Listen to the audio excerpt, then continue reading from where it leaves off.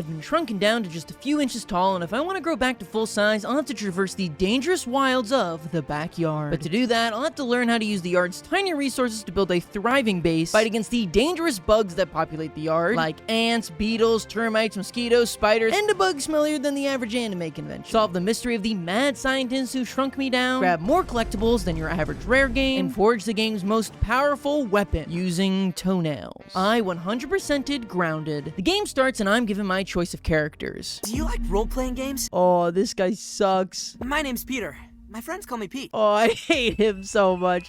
Piss boy. Piss boy Pete. With our piss boy selected, we start on a small briefcase opening that we've been trapped in. We're freed now, but that doesn't exactly solve the fact that we've been shrunken down to just a few centimeters tall. Curious.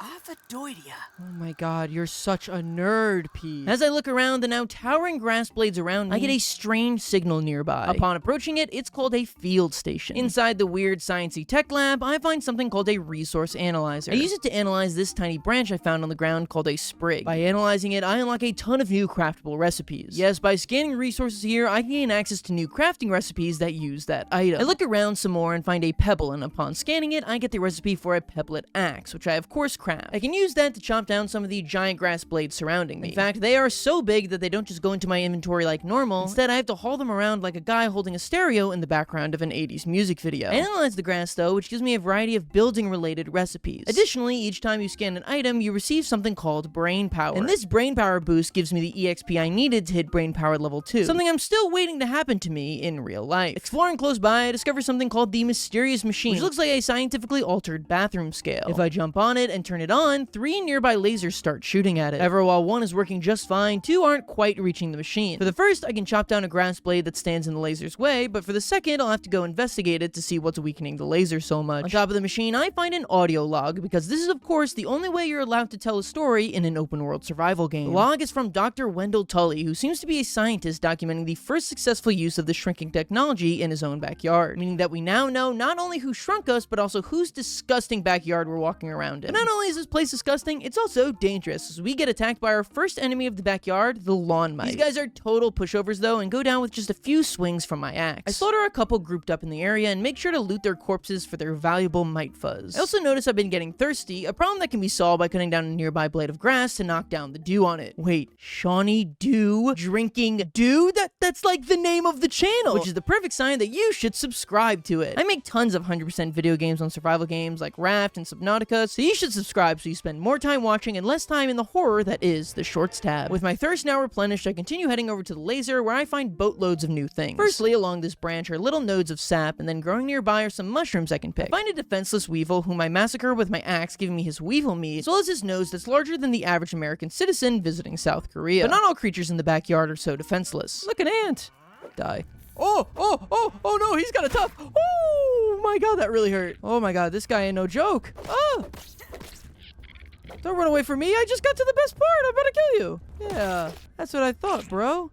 Red ant part. Okay, cool. With the evil red ant taken out, I can move on to this area with a bunch of dried grass. Upon chopping them down, they give dried grass chunks. Yeah, I guess I should have guessed that. I had finally made it to the weak laser source, and it seems the power cord for it travels underground, so I craft a torch and investigate. Inside, there are a ton of lawn mites, and while they normally wouldn't be a problem to deal with, it's then that I learn a hard truth of Grounded. There is no automatic healing. While most games would usually give you a small amount of healing every second you're not in combat, such is not the case with Grounded. If you want health, you're gonna have to do it yourself. Luckily, by heading outside and grabbing more fiber and sap, I can craft some fiber bandages, which give me an admittedly small bit of healing over time. Might up ahead.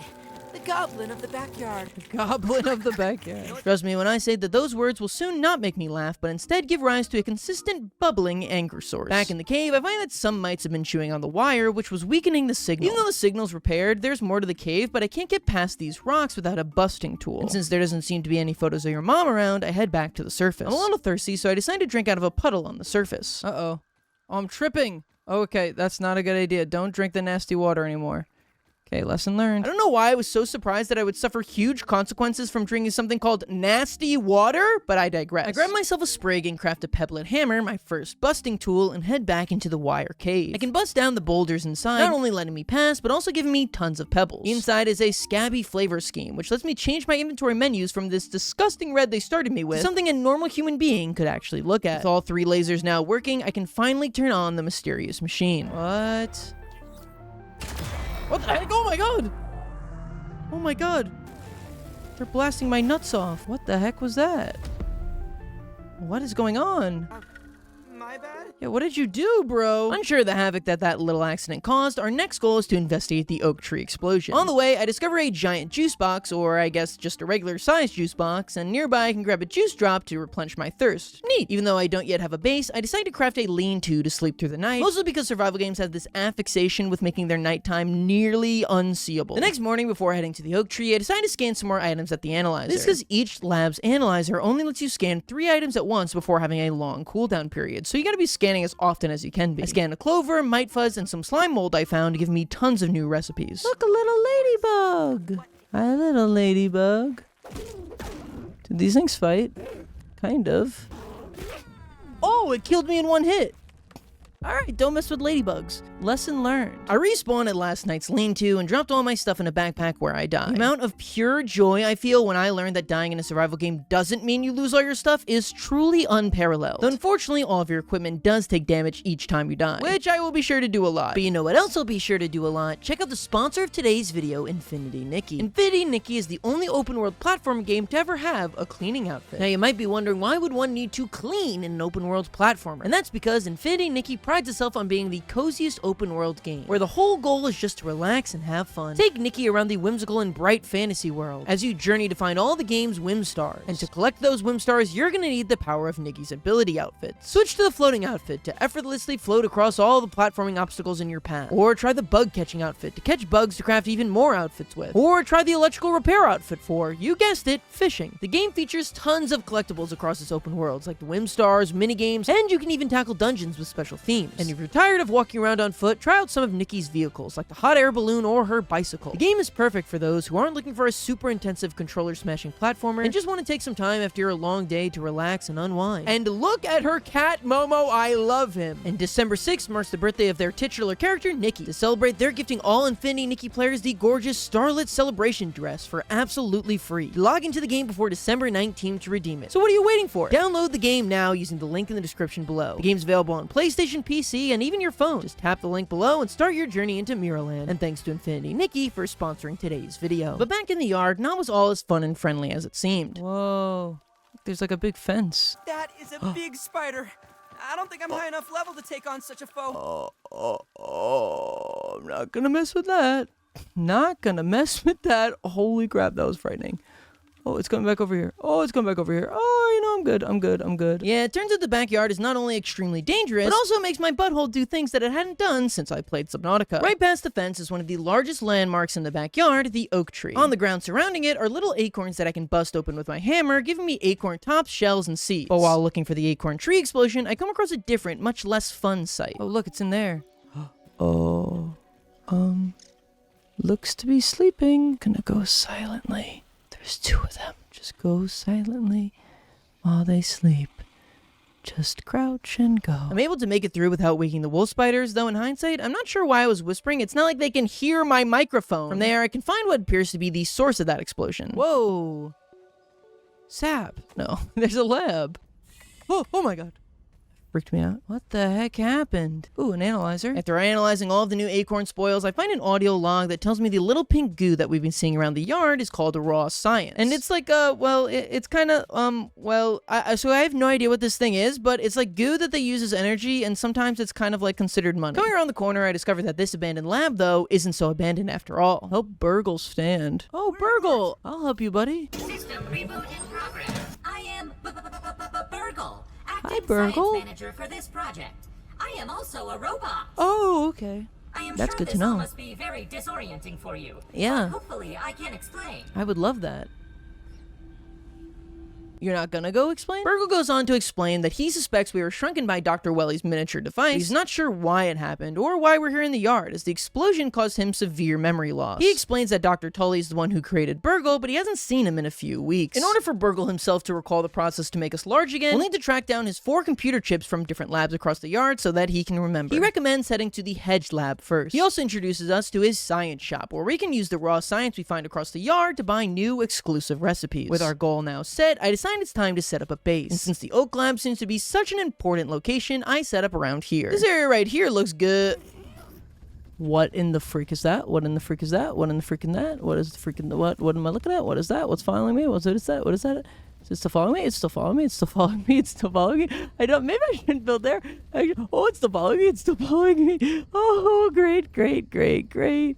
Awesome, awesome, awesome. Great, grand. This makes me instantly realize that I'm gonna need to build my base a bit off the ground. So I building on one of these wooden fence posts. Unfortunately, I don't have access to any sort of stair or ramp to build up there. Burgle sells the recipe for them in his shop for just 1,000 raw science, which I do not have nearly enough of. Luckily for me, Burgle gave me a list of 100 quests to complete, and each one gives me a bit of raw science upon finishing. So I built a workbench, which allows me to start crafting more advanced items, like this acorn shovel to dig up enemies, this roasting spit to cook food on, and I can even chop down these nearby clovers so I can craft myself my first piece of armor, a clover hood. Nice. You look insanely stupid, but that's okay. Oh, they better get freaky. Oh my god. Oh, what's going on? Oh no, they're just friends. They're just friends. Oh, okay. That was a close one. Did not want to see that. Or did I? After that scandalous interruption, I can finally afford the multi-story basis data from Burgle's shop. But to craft them, we'll need something I've yet to discover called weed stems. Normally, you need to chop down these husky stems with a stronger axe than we have access to, but there is a workaround. You see, if you can find Oh my god. Oh my god, I see the spider.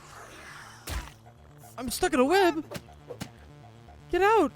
Get out of the web. Uh-oh. Oh, I'm cooked. I'm cooked. Get out of here. Run. Oh my god.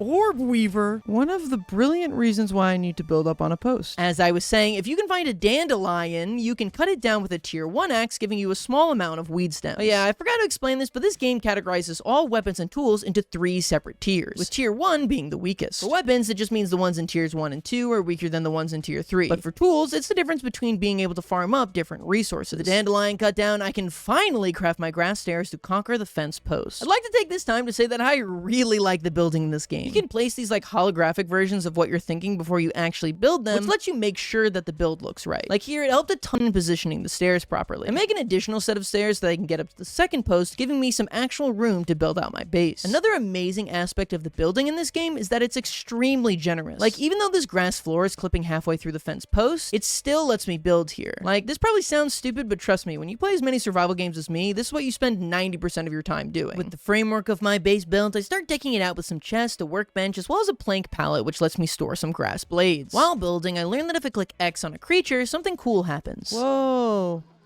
Oh, there's a bestiary in this game? Oh, I hate it. I hate it. I immediately hate it. Sorry, let the completionist in me take over there for a second. This is called peeping, and it gives you the information on creatures like weaknesses, resistances, etc. And yes, I will have to peep every single creature in this game. Now, there's just a couple more things to do before heading to the hedge lab. Firstly, I craft a pebblet spear, which is a much more effective weapon than my axe. I can use it to grab some nearby weevils, so I have a food supply on the road. I also craft a trail marker, as that will give me a permanent waypoint on the map so they can return home. I also craft a liquid collector and place it just under this juice box. That way, when the little droplets start pouring out, they can be stored in here for me to come and drink. Then I set up a few sap catchers on the oak tree, that way I can come back to tons of fresh sap. Lastly, I craft a canteen so that I can store 2 drops of water while I'm out. I sleep till morning, and then it was off to the hedge lab. Along the way, I discovered my first mutation. These are little equipable perks that you can earn by doing an action that help you in some way. For example, this one's called Cardio Fan, and I earn it by completely running out of stamina 100 times. While equipped, it gives me increased stamina regen, which is extremely useful as I am constantly forgetting to turn off toggle sprint. I find my first clay deposit, which I can dig up using a shovel. But finally, I arrive in the bottom right corner of the map and can enter the hedge. We'll need to climb this giant tree to get up there, and luckily this pair of hedge trimmers is perfectly leaned up against the branch to get us up over there. To get to the lab, we're gonna need to parkour across these branches. And if you've ever watched this channel before, you know that me doing first-person platforming really just means a lot of...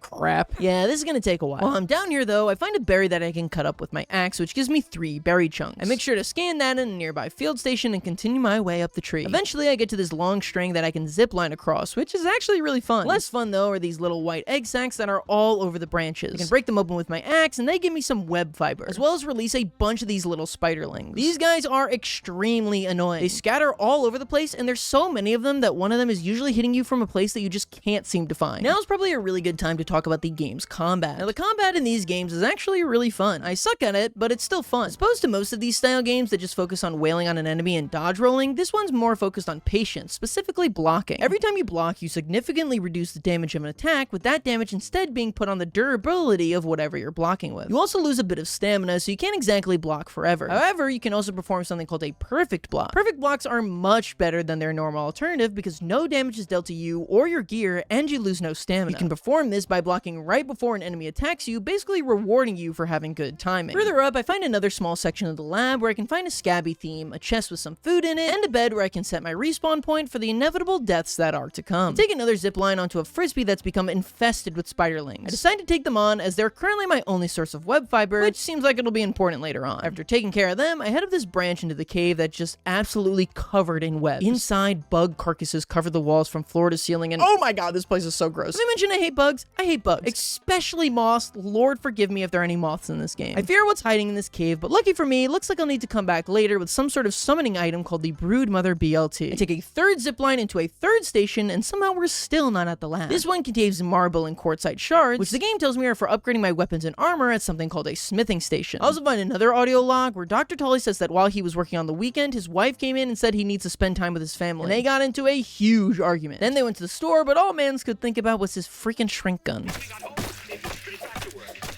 After another argument, of course. Oh my god. Dude, this is not worth your wife, man. You're just shrinking people down. You're a freaking weirdo. The next message I got was even worse than any sort of divorce. Orb weavers are annoyed by you. The heck does that mean? Don't know what that means. Doesn't sound good, though. And that is very not good. But that won't come into play until later. For now, I just... What? No. Oh, god dang it.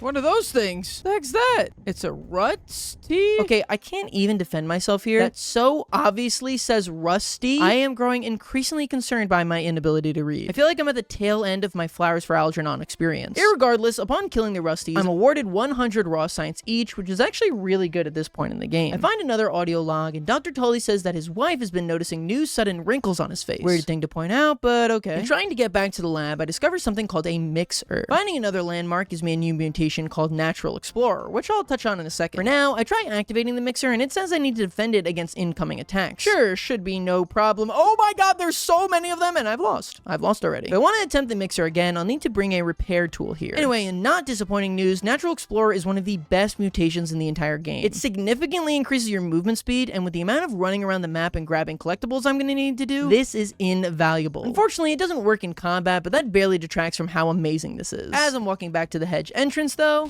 Oh, what the frick, a mosquito!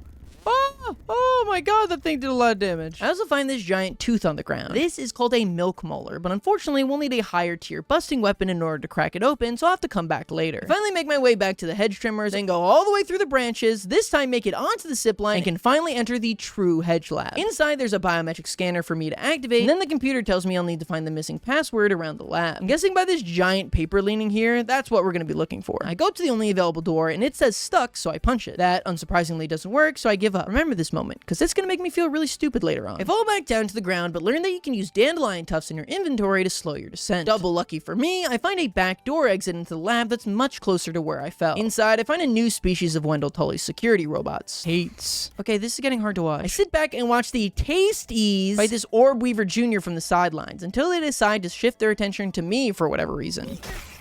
Holy crap, that thing killed me in like 2 seconds. Now keep in mind, that was the damage he did to me through a block. I get my backpack back, but immediately get ambushed by more Tasties, so I run to the zip line I found. Get on the zip line, go. Oh, we fell into the branch. Oh, crap. Oh, shoot. Tried to outsmart them, and I got outsmarted. See, I told you guys it'd be a lot of falling. I get back up to the branch, and this time use my dandelion to try and glide to the next section. Oh, juked him. Oh. But at what cost? I make my way up again, and then I fall again.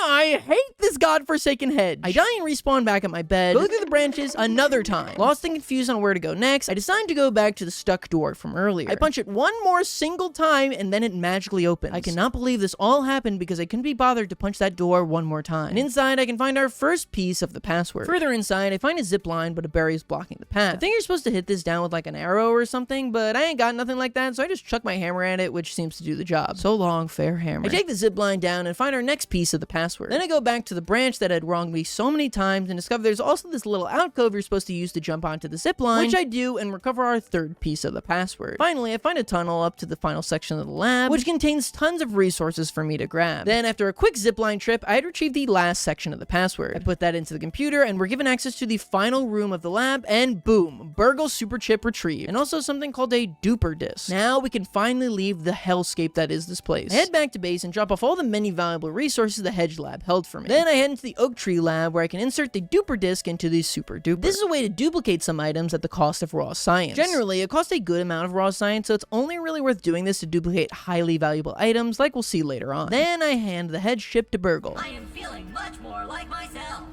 Take it from me. There's nothing quite like a reverse lobotomy. Thank you. Burgle proceeds to tell us the locations of the other 3 super chips: the Pond Lab, the Haze Lab, and the Black Anthill Lab. We'll need to find all 3 of those if we want to restore Burgle's memory to full. Also, he tells us he was originally supposed to be a grilling robot, and all he really wants to do is grill. Okay, that's going to be really important later on. Trust me, it's not random. I craft some of the web fiber I got from the spider links into silk rope, and upon analyzing it, I discover the recipe for the next tier of axe, the insect axe, which I set my eyes on as the next big playthrough goal. I head back to my base though, and upon going to sleep, something strange happens. The heck's going on? The heck is this? What? Oh, I volunteered to do this? Huh? Is this a flashback? Like I'm finally gaining some of my memory back? Please don't move and look straight ahead.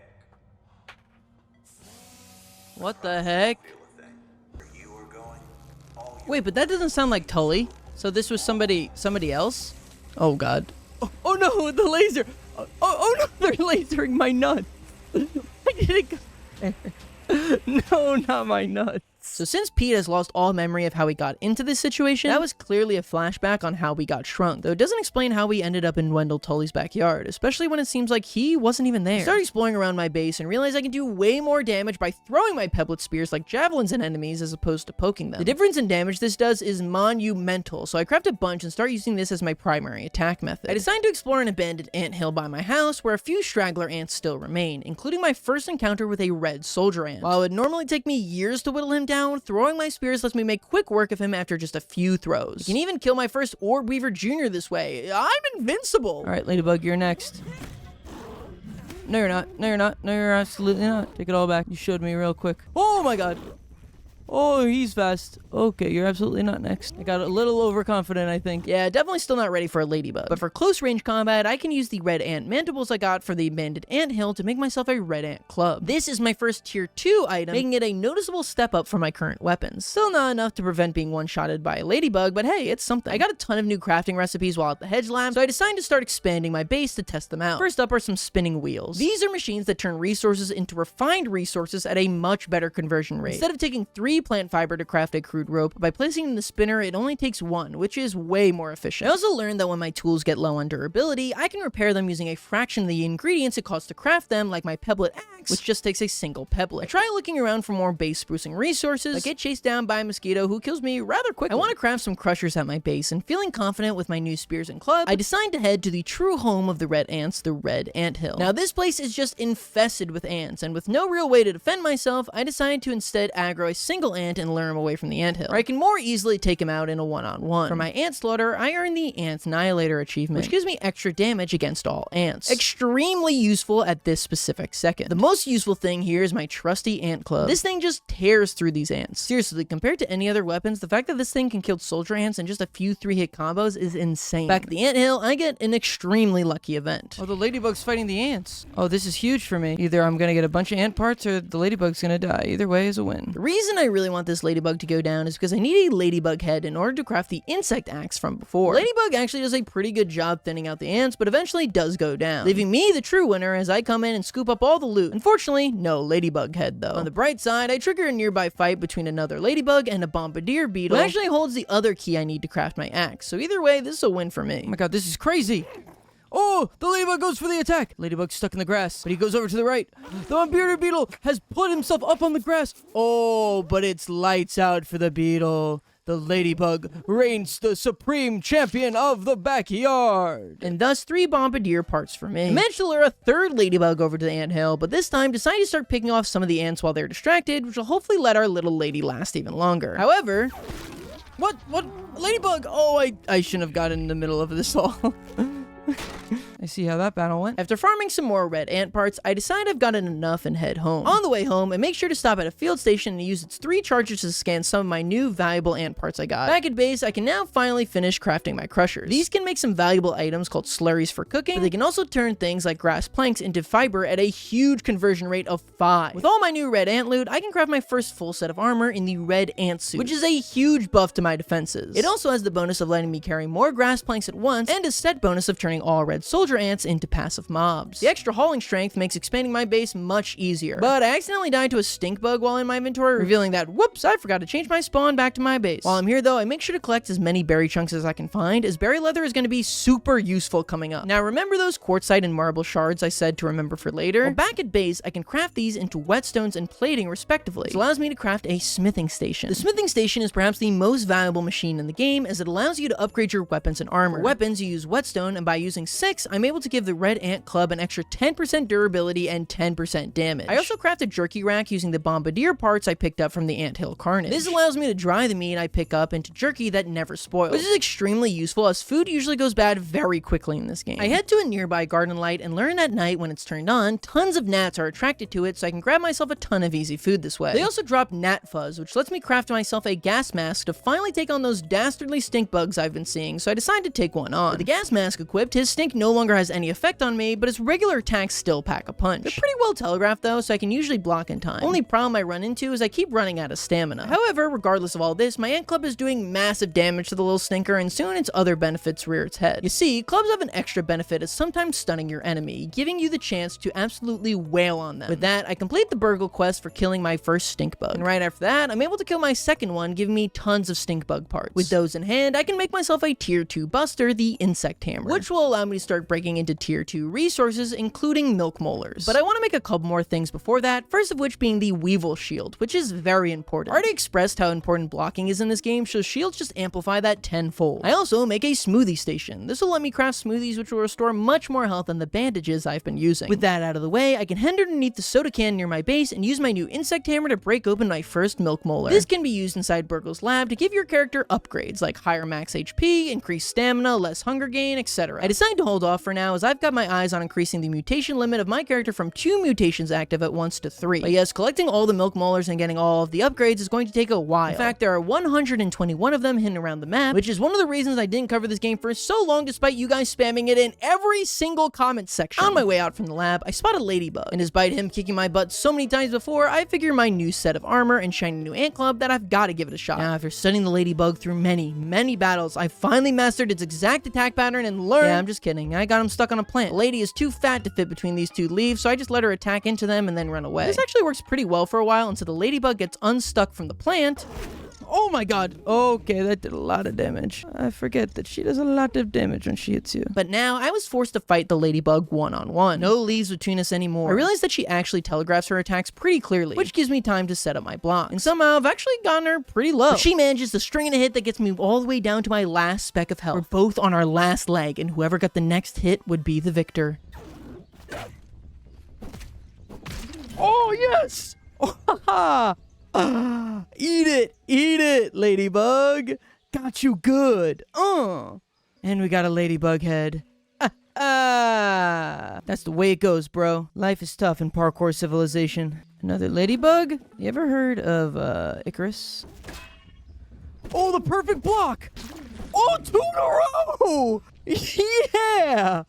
Oh yeah! Oh, that felt good. But the wax on my wings doesn't start to melt. In fact, now that I've learned the attack pattern of this thing, I'm actually able to do the fight without taking a single hit of damage. I even get my first perfect block in the game. Then I proceed to immediately die to an Orb Weaver Jr. My next goal is to take on some more Bombardier Beetles. They're relatively easy, except they have this projectile, I don't know, vomit attack? I do manage to take on 2 of them though. But on my way home, I'm ransacked by my current biggest enemy in the yard, the mosquito. Mosquitoes are the only enemy we've had to take on that are flying, so it's pretty much impossible to juke them or run away to heal. And if you want to beat them, you'll just have to get good at blocking, which I am not. This little flying rat kills me twice before I'm able to just sprint away with my backpack in hand. At home again, I can finally make myself the long-awaited insect axe, letting us now cut down all of the tier 2 plants hanging around the yard. Then I tried for a really long time to build stairs up to this final fence post. See, my goal was to make like curved acorn stairs that perfectly curve against the fence, integrating the wood into my base. But for some reason, no matter what I try, I cannot get the curve right. This was probably the single most infuriating thing in my entire playthrough. All I want is cute curved stairs. Is that too much to ask? I just want a castle made of acorns. But enough of base improvement. With the insect hammer and axe now in my hand, I can head back to some of the areas from earlier in the game to grab some valuable resources. First of which is in this Tic Tac box. I can craft the mints inside open for something called mint shards. Scanning it now only gives me the recipe for mint arrows, but trust me, these things are going to end up being one of the most important items in the entire playthrough. After that, I head to the tunnel by the mysterious machine and grab sturdy marble and sturdy quartzite, which will help me upgrade my weapons even further in the future. Next, it was back to the parkour hell that is the hedge lab. Last time around here, I missed tons of upgrade rocks, so I go and grab those. I'm gonna need even more berry chunks, so I make sure to grab them whenever I see them. Finally, there are a few milk molars around here that I couldn't grab before. The first one's down in this corner where I fell 87 times. Then back in the lab proper, I can grab our first mega milk molar. Going back through the branches on the way to the lab though, I find a small part of the lab that I hadn't seen before completely disconnected from the rest. It's pretty small, but when I head to the back, there's a small lever for me to pull. Pull? What does this do? Surveyor scanner? What? This turns on the surveyor scanner. The scanner is available in all field stations and will help us track down hard to find resources later in this playthrough. I go to leave the hedge lab and am ambushed by a mosquito once again. But this time I had learned his attack pattern and I'm able to pull off tons of perfect blocks. In fact, I pull off so many perfect blocks in the fight that not only do I kill him, but I perform my 20th perfect block of the entire playthrough, earning me the Parry Master mutation. This mutation will refund you a good amount of stamina whenever you pull off a perfect block, making it invaluable for fights. But with my new mosquito beak in hand, as I make my way home, the giant bird bath in front of the hedge catches my eye. I'm not sure why I decided to climb this thing. I was kind of just having like my Eren Yeager moment here. I decided to build up to it using grass stairs, as that only takes grass planks and weed stems, both of which can easily be found in the forest behind me. It's actually going surprisingly well despite the amount of OSHA violations I'm committing, until I start hearing a buzzing near the bird bath. I try running away, but...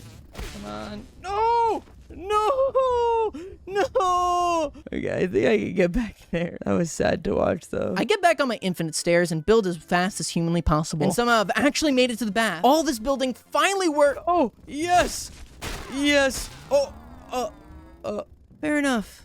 Fair enough. After hiding in the water for a bit from the dastard bloodsucker, I sprint out and grab my second mega milk molar. There's also a Burgle flag up here I can raise, completing one of Burgle's many quests. Did I mention that I'm gonna have to complete all 100 of these quests 100% this game? I shudder in fear thinking about how long this video will be. Finally, there's a SCA.B flavor skin up here, which I make sure to pick up. And with that, I can finally head back to base once again. Now, I actually learned a little trick here with jerky racks. While they're primarily for, well, jerky, you can actually dry out certain resources on it for better conversion rates, similar to the spinning wheel, like these berry chunks I got from the hedge. Ordinarily, it takes a rate of 3 chunks to make a single berry leather, but if you let them dry out on the rack, then they can go straight 1-to-1. And now for the reveal of the reason that I wanted all those berry chunks so bad. By scanning those ladybug heads, I learned the recipe for my first tier 2 set of armor, the ladybug armor. This is a tier 2 armor, so inherently it's just gonna be better than my tier 1 armor. But each piece also has the benefit of increasing block strength. And since 90% of combat in this game is blocking, that's incredibly useful. Unfortunately though, I don't have enough flower petals to craft the last piece of armor, the leggings. So I go to search for some. Now here's where I do something pretty stupid. I know I don't have any flower petals, so I decide to use the new resource surveyor to find some. Everywhere on the map that's a red box is a flower petal. But that can't be, I think. The flower by my house is a red rose, and the petals in the icon are blue, so it must be somewhere else. So I spend the next 20 minutes aimlessly wandering around until I find a random blue flower. Then I just punch it a bunch, which of course does nothing, only to head back to my base and pick up the flower petals around the rose plant. Oh my god, I'm such a moron. Irregardless, I'm finally able to craft the last piece of the ladybug armor, giving me the achievement for wearing a full set of tier 2 armor. The ladybug armor also has a set bonus for wearing all 3 pieces that blocking now heals you. I'm not gonna lie to you, this is not only one of the best tier 2 armor sets, this is one of the best armor sets in the entire game, and its healing effect works even better in combination with the next weapon I craft, the mosquito needle. I wanted to have a one-handed weapon to use my shield with, and this one's pretty damn good as it has lifesteal. These 2 new changes allow me to take on an Orb Weaver Jr. with relative ease, as the insane amount of healing I get makes me nigh unkillable. I can also spend all the milk molars I picked up to increase my active mutation limit to 3. While that is stupidly useful, you'd expect the mega milk molars to be even more useful. But all they do is allow stacks of certain items to go higher. I mean, cool, I guess, but calling this a mega milk molar would be like calling a bumpy car ride down a dirt road a mega massage. There are just 2 last bits of prep I need to do before we get back to the story. Firstly, I craft myself an astonishing acid, which is my first trinket. It's not hugely helpful, it just adds a 10% damage buff to the 3rd hit of my combos, but hey, it's better than nothing. Finally, I use my brittle marble to make some brittle plating and upgrade my ladybug armor all the way to level 4, giving it an extra 20% durability and defense. With all that prep work out of the way, it was time to seek out the next super chip inside the pond lab. Yes, for this one, we're gonna have to go inside the koi pond near the oak tree. And here there are all sorts of new creatures to discover, like these tadpoles that are completely defenseless, water fleas which look like an alien straight out of Subnautica, and it truly wouldn't be grounded without finding a way to get all the arachnophobes in the audience to tank my retention rate. There's even some new resources to collect down here, like lily pad wax and algae, and if you bring down a pebblet dagger, you can harvest the eelgrass down here. At the bottom of the pond, I find this giant metal dome that I try to open, but no matter what I do, I can't seem to figure out how, so I decide to leave it for now. That's not the only thing at the bottom of the lake, as I soon find a wedding ring. So, I guess things did not work out so great for Dr. Tully and his wife. Well, you know what they say. 50% of marriages end because one partner was really obsessed with recreating an obscure movie from the 80s. I wander around picking up some more resources for a bit and pick up enough to craft myself a gill tube, which doubles your amount of oxygen time underwater. Additionally, I craft some liquid gill smoothies, which further increases that time. Also, before I go, I craft a dew collector out of web fiber that should automatically collect water for me so I don't have to run around slapping grass anymore. I head back into the pond and find a giant hole going straight down. But as I get deeper, the light starts fading away as I head into the unknown of the pond. Oh my god! Oh my god, that scared me.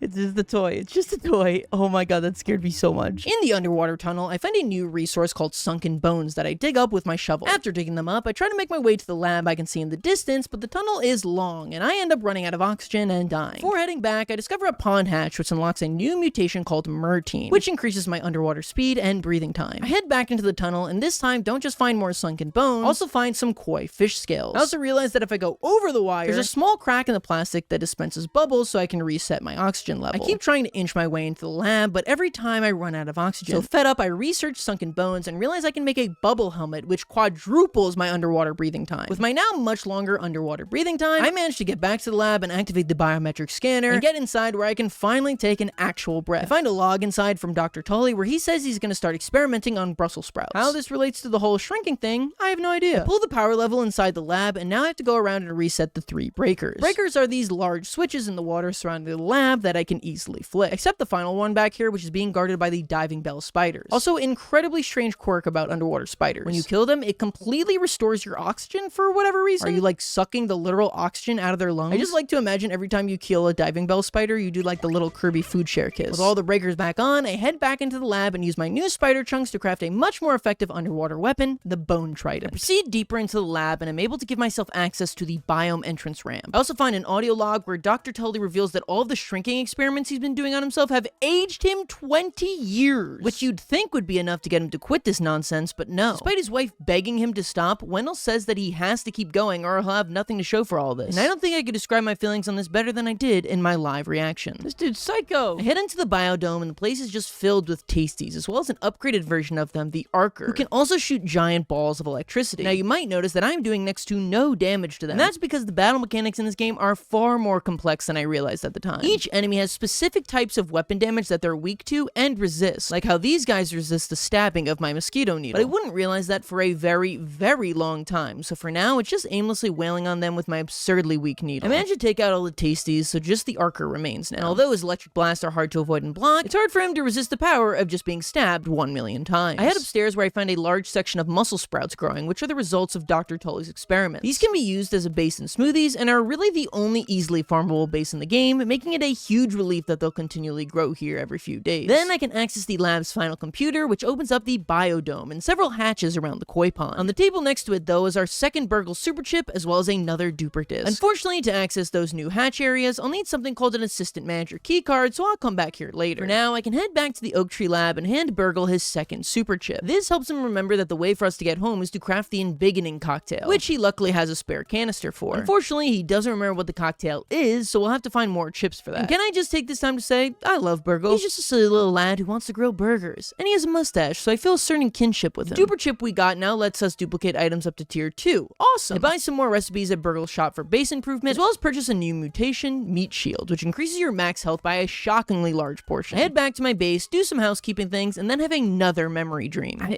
I still think there's a part of me that thinks we might have chosen to do this. Unless we were just robbed away, right? The heck? Specimen vitals are stable and holding. Looks like we've done it. Oh, this is when we're tiny. Let's set up 3 more trials for replication. Oh, those are the 4 kids. Party, the Defense Department has arrived early to discuss Project Orc.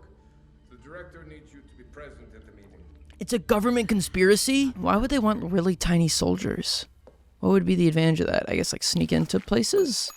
What? The only reason I can think of for the government to want tiny soldiers is for a sort of Ant-Man and the Thanos butt style situation, but that feels a tad adult for this children's game, so we'll just have to wait to figure out more. Also, I'd just like to point out that the second I saw the United States government was involved in these experiments, I immediately assumed it had something to do with the military, which just goes to show my perception of this horrible country we live in. I murder a near defenseless aphid. I'm able to craft his corpse into the aphid slippers. Despite being tier 1, these are some of the most useful items in the game, as they are one of the few that increase your base movement speed. They're perfect to just keep on and then switch to the ladybug armor when I need to fight. I craft a torch, as after buying an upgrade in Burgle's shop, all torches now last twice as long. I also make a bone dagger, the upgrade to the pebblet dagger with the extra sunken bones I got. The next lab on our list is the Haze lab, but before we actually head there, there's one thing I need to do. See, the entrance to the Haze lab is actually blocked off, and you'll need an explosive to pop it open. The only explosive we have access to right now is the Brat Burst, and in order to craft it, we'll need a red ant egg, which means it's back to the red ant hill for us. I'm a lot stronger than the last time I came here, but that doesn't really help me when, oh my god, there are so many ants! How does one queen produce so many babies? It's like a Mormon family out here. It's not all bad news though, as the huge amounts of ants let me constantly heal through stabbing and blocking. Additionally, I kill enough ants to earn myself the Blade Master mutation, which is one of the best combat mutations in the game. Every time you hit something with a sword, it will lower the damage output of your target. One particularly annoying worker ant is running away from me with such little health that I decide to throw my trident at him. I miss, and worse than that, I will never be able to find that trident again. Despite the game putting giant waypoints to help you find your thrown weapon, my stupidity truly knows no bounds. Say goodbye forever to the magic trident. But it's truly insane how much health regeneration this setup has. I mean, look at how many ants there are! They're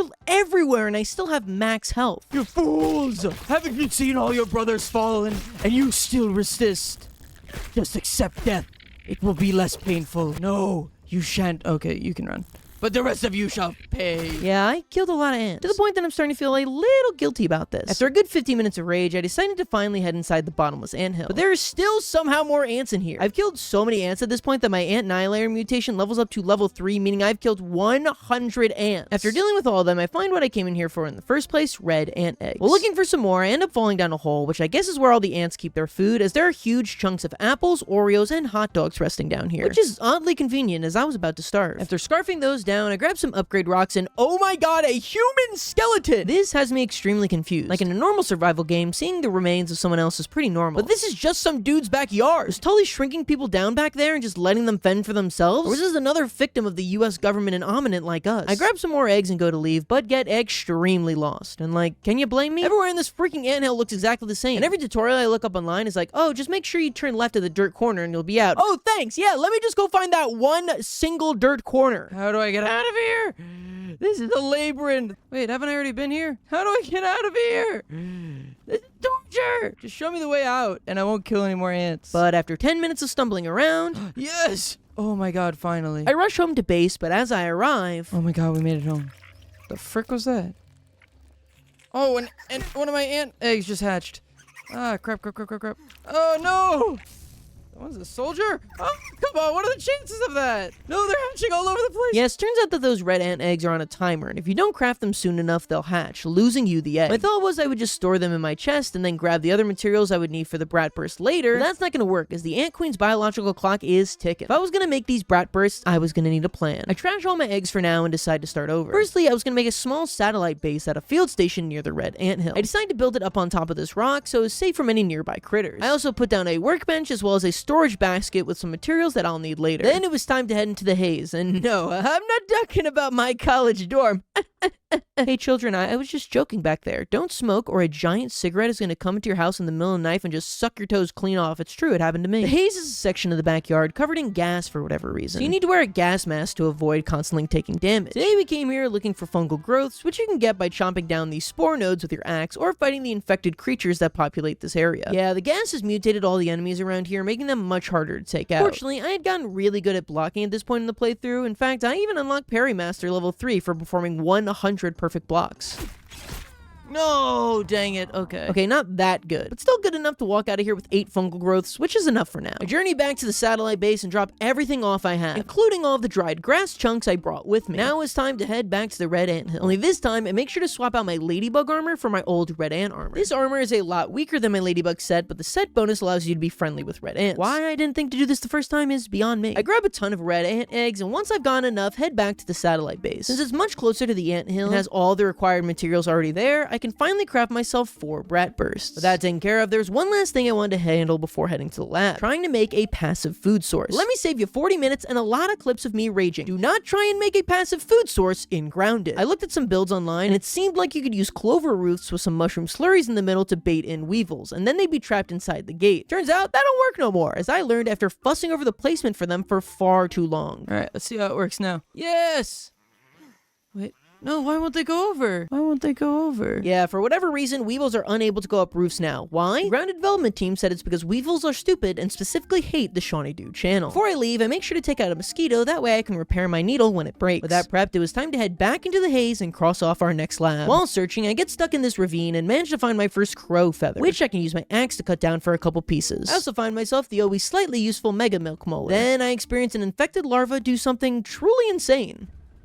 Oh my god, he could jump? They could fly now? To this day, I have no idea why the larva was able to jump that far, and never again did I see a bug in this game do anything close to that. There's nothing else in the backyard that even looks anything like this disgusting beast. What is it the predecessor to? I realized I forgot to fill my canteen before leaving, so I head back to base really quick, but on the return trip, something extremely strange happened. I have a pet weevil now, I guess? Okay, sure. I think what happened is when I deconstructed my weevil trap, some weevil ate all the mushroom slurries I left there, which I guess was enough to befriend this guy and make him my pet. Cool, I guess. I forgot to mention it, but while I was in the pit of the red anthill, I found our first auxiliary chip, which I give to Burgle. These are chips that unlock new items in the science shop, but are not story required. This one in particular gives my canteens an upgrade, as well as a mutation called Buff Lungs, which increases my maximum stamina. With that completed, I head back to the hedge lab and find the door that I'm supposed to blast open with my brat burst. But I guess my entire journey and plan was for nothing, as right as I'm about to do it, this infected weevil just strolls up to me and kills himself for no good reason, and the explosion from his corpse manages to open the door. Well, but at least I gotta save my bombs for later, at least. I hold down the biometric scanner and boom, I'm inside the haze lab where I can pick up another audio log. The longer I'm here, the more I'm lumping up, Ugh. aging, folding, Ew. raisening. What the heck? But why? What am I becoming? So for those following along at home, Wendell's repeated shrinking has not only caused him to age, but now his very skin is starting to lump and fold over on himself, similar to the wrinkles of a raisin. He goes on to explain that his plan with the haze lab is to study the mushrooms in the haze region, as many fungi have properties that let them live for extremely long times. And my current working theory is that the US military wanted to age up children using this, so they can use babies to kill people and have more soldiers, which now that I think about it, is kind of just the plot of Boss Baby. That don't look good. This don't look good neither. Yeah, I guess in the war of mushrooms versus Dr. Tully ain't doing so hot. I need to clear out the room of all these spores, otherwise they just continually explode and do huge damage on me. I actually switched to third person here, as it makes it much easier to tell what spores are exploding behind my back. After clearing out the spores, I enter into the back room and find the recipe for a poison mushroom sandwich. This is apparently the Red Ant Queen's favorite food, but laced with poison. Not sure what that means, but I document it for later. I pick up another audio log, and in this one, Dr. Tully's saying that he's actually been successful and de-aged the mushrooms. And if he can figure out how to apply this to humans, then everything will go back to normal. His wife and kids will come back, he'll get his job at Omnit back, and someone named Director Schmechter will be sorry. That I can open up the passage to this secure-looking door and... Oh my god. There's an infected ladybug. Guarding our haze lab, Super Chip is Grounded's first boss battle, the infected ladybug. But it's not only her we've got to deal with, as this room is just infested with infected mice. I start the fight by aiming for the...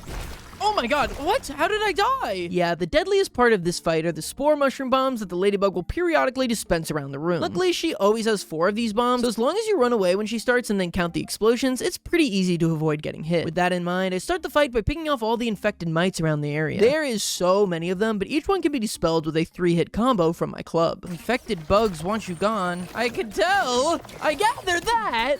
I've gathered that much. If I get low, I can also retreat back into the entrance room and heal for a second before jumping back in. With this strategy, I'm able to clear out all of the mites. Okay, now it's just the ladybug. Hit, run.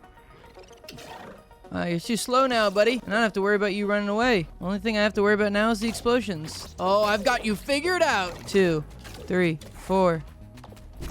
2, 3, and 4. Oh, crap. Okay. Ooh, that hurt. Running out of bandages. Oh, please don't tell me there's a phase 2 kind of situation going on. Oh, you know what I just realized? I don't think I need my gas mask for this, actually. Oh, yeah. That's gonna help. Oh, we're so close. Come on. Oh, the parry. Nice. Oh.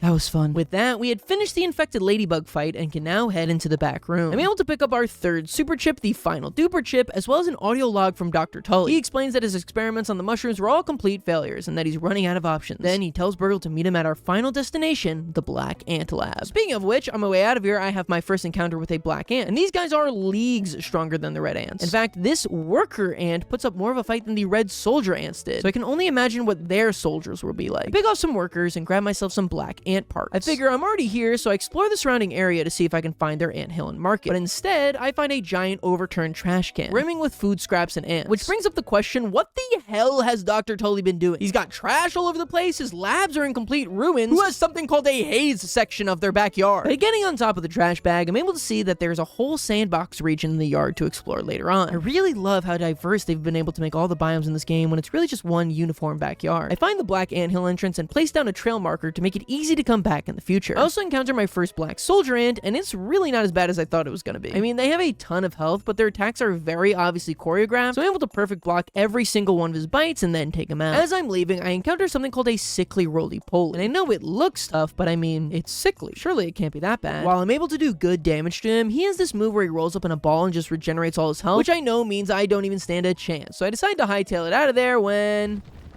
Yep, I had a feeling we needed to get going. I grab my backpack and then finally head home. Back at the Oak Tree Lab, I research all of the new black ant parts I got and then give the super chip back to Burgle, which does nothing. He remembers nothing. Great work, Burgle. At the science shop, I purchased 3 items. Firstly, the advanced production building recipes, which will give me access to the oven, which I've been seeing all over the place as it's the key to making a ton of the items I want to produce. Second, the friendship offering to the Red Ant Queen, which I guess is the inverse option to the poison sandwich I got earlier. Finally, I buy fiber bandage efficiency, which will make my fiber bandages more effective at healing. With all those new smithing rocks I managed to pick up, upgrade my ladybug armor all the way to level 5. Those levels only cost the brittle shards I picked up earlier. But even though I picked up the next level of marble shard with my insect hammer, I won't be able to utilize that for upgrades until much later. I used the black ant parts I got to craft myself a black ant shield, which is a considerable upgrade to the weevil shield that I had been using. I used the rest to craft a black ant shovel, which will let me start digging into tier 2 deposits. That night, I head to sleep and receive my third flashback dream. Whoa.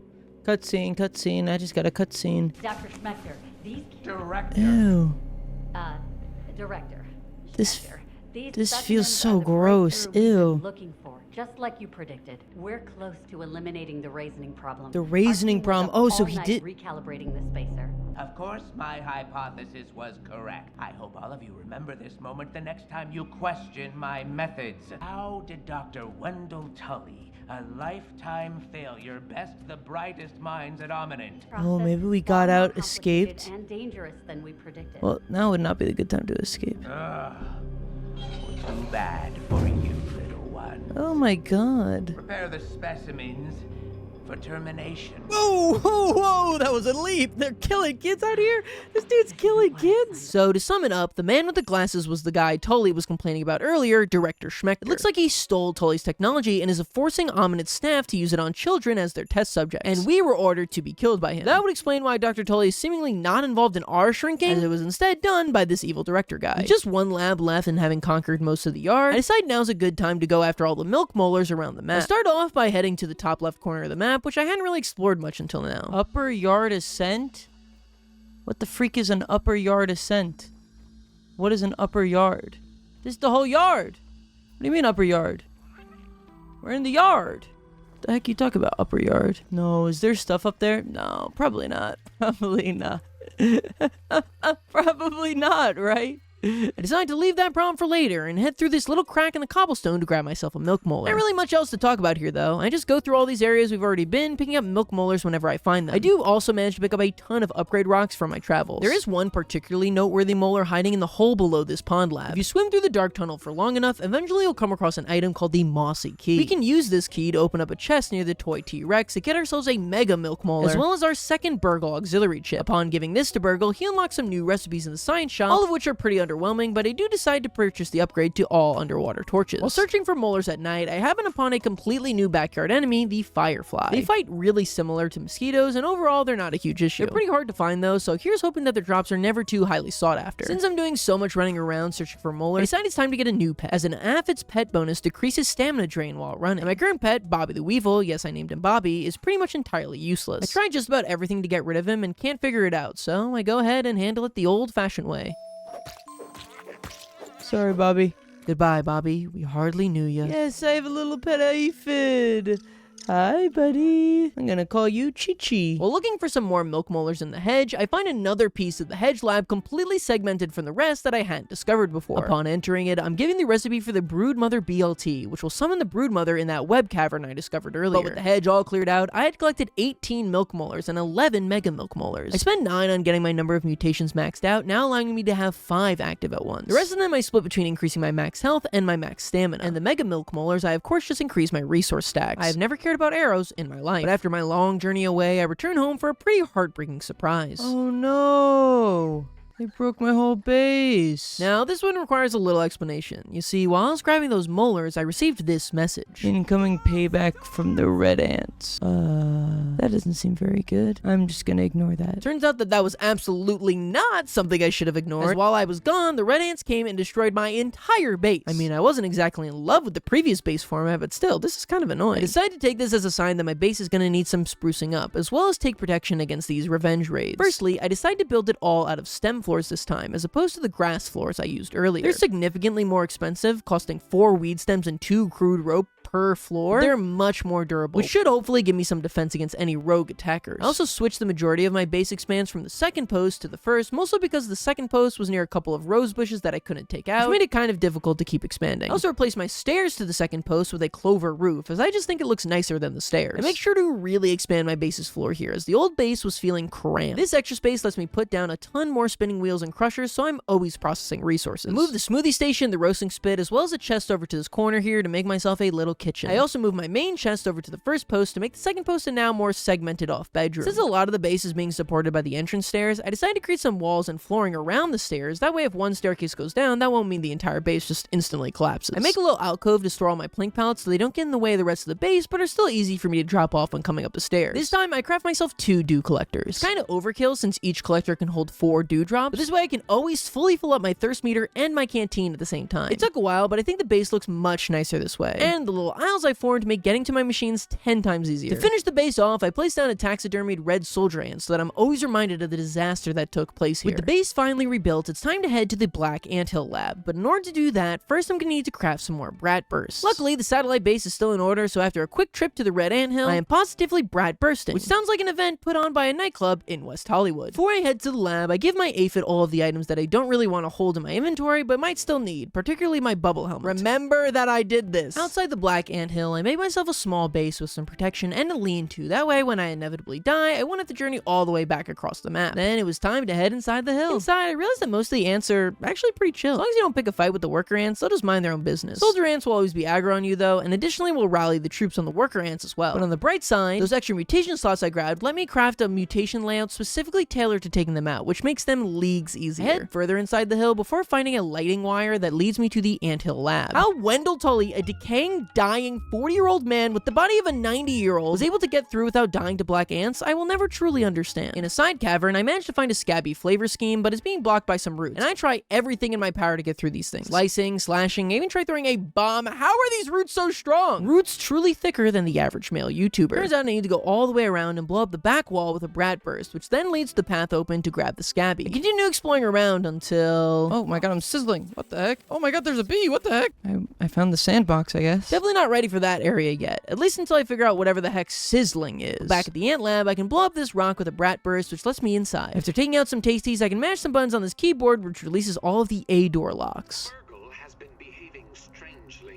That's just kind of the way he is. I go through the A door and fall down this little hole here where I find some beds that I can set my spawn point to. Then after smashing through some more tasties, I gain access to the B doors. This brings me to a tunnel and at the end a button which opens up a small arena. An alarm is blaring throughout the hall, so I mash on this keypad to turn it off. That instead spawns in our next story boss, the assistant manager. And if you're wondering what this fight is like, me too, as I immediately proceeded to die of thirst. Whoops! After respawning, I return now fully hydrated for the fight. Alright, let's deploy the management squad. Let's get rid of the assistant manager. Okay. Let's go that. Resistant to chopping and stabbing. He's weak to busting. Me too. Okay, he's weak to busting. I'll bust him. God, weaknesses are good. Look at how much damage I'm doing. Bust this, bro. Oh my god. What the heck's with the lasers? Oh, I see. It's just a simple crouch and a simple jump. Oh my god, those lasers do so much damage. Okay, so you go jump. Then you go, oh, I died. Ah, crap. I make my way back and retry the fight, but once again... I'm getting hit. Oh, crap. It's almost all over. Oh my god, that's so annoying. Okay. Yeah, those lasers are no joke and quickly shred through your entire life bar if you're not careful. I try again, but this time switch to the third-person view once he starts up with his lasers. This makes it way easier to avoid them and actually becomes pretty simple this way. I managed to get the manager down to half health when he suddenly premieres a new move. What is that? What is that? Oh my god. Okay, those things can attack too. Oh my god, they're doing both at the same time. How am I supposed to avoid this? Stay right here, I guess. The lightning towers in the corner combined with the lasers in the middle mean you need to stay in close to the middle and dodge the lasers, otherwise you'll get shot. Once you get the hang of it, you can dodge them pretty easily. The hardest part is finding time to attack the assistant manager and all this since he's still shooting at you. Luckily, my red ant club does tons of damage to him, so after just a few more cycles... I've got an idea. That didn't go so well. Yes! Oh my god. See ya, bro. For defeating him, we're given the shocking dismissal mutation, which releases energy bursts occasionally on our block. We're also given the assistant manager keycard, which lets us get through the next door. I pick up the super chip and then see that there will be a reward in here for me if I manage to beat all 8 super mixers. Also, if you're wondering about the story here and why I totally decided to come here, I haven't the faintest clue. All I know is that he says he's a shriveled up old raisin and seems pretty hopeless about getting his body back to normal. If it were me personally, I just wouldn't have turned myself into a disgusting raisin to work on a technology that seems only useful for, even for this joke, I can't think of a single reason anyone would want to use shrinking technology. Shipping packages, I guess? You ruined your life and legacy to slightly modernize the postal system? I head home and on the way, discover this long pipe that I try climbing up. Turns out that it leads to a giant gas tank that has a leak in it, which is the source of the haze. If we can manage to find a piece of chewed gum, we'll actually be able to cover up the leak itself. I immediately notice some bubble gum on the bottom of the porch, so I decide to build up to it. But first, there's a tier 2 upgrade rock for me to break open, and wait, Rock, you can't say that anymore! The problem with trying to build up to the porch is that the haze biome was filled with pretty much exclusively dried grass, meaning there's nothing really to build with. I do find this husky weed, but I'd still need regular grass if I wanted to build stairs. Instead, I just opt to build some stem floors off this rock, and then do some quick parkour off the grass blades. Then I can just do this like little pogo jump off the grass with my shovel until I dig all the gum out. Then I fall down a hole and die to a larva. Classic Shawnee move. I respawn back in the black anthill lab, and while trying to escape... Come on, how do I get out of here? Found the ant queen. She seems harmless and even lets me offer her a treat, which I don't have right now, so I decide to come back later. I make it back to the gas tank and you can use my gum to plug up the leak. Plug the haze canister. Oh, huge. Oh my god, all the haze is going away.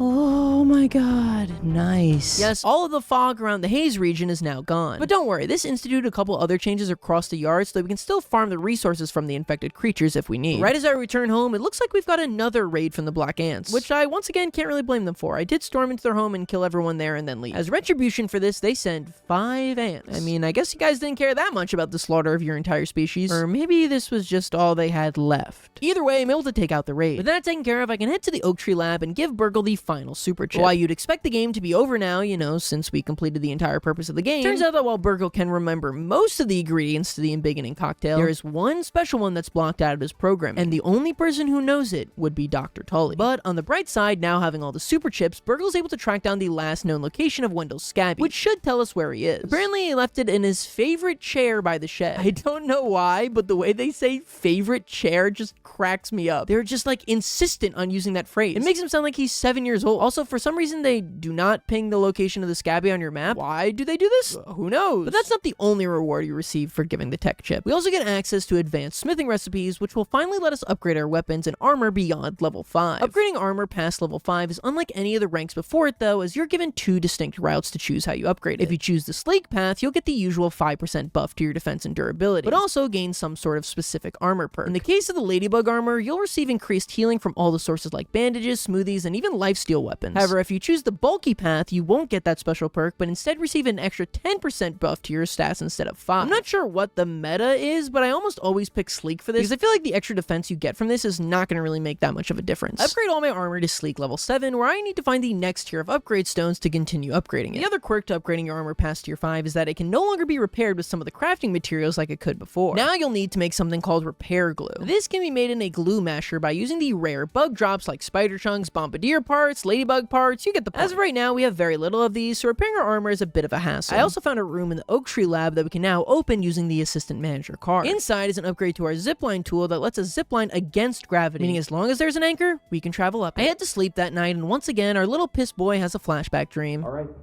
here they are. All tucked in with the outfits and backpacks they were snatched in. As requested, they're strapped and synced with SCA.Bs for whatever they might run into down there. Oh, they did this on purpose? You do realize the director will have our heads if he finds out we're removing company property? Can you sleep at night with what this company's doing? This is the rebellion We need to do team. Something. Is Dr. Tully even alive? The field team reported him missing months ago. Wendell, wherever he is the only hope for these kids. I'll make the delivery to his yard discreetly. No one is even going to know. I get it now. I was like, how did we end up in Dr. Wendell's yard?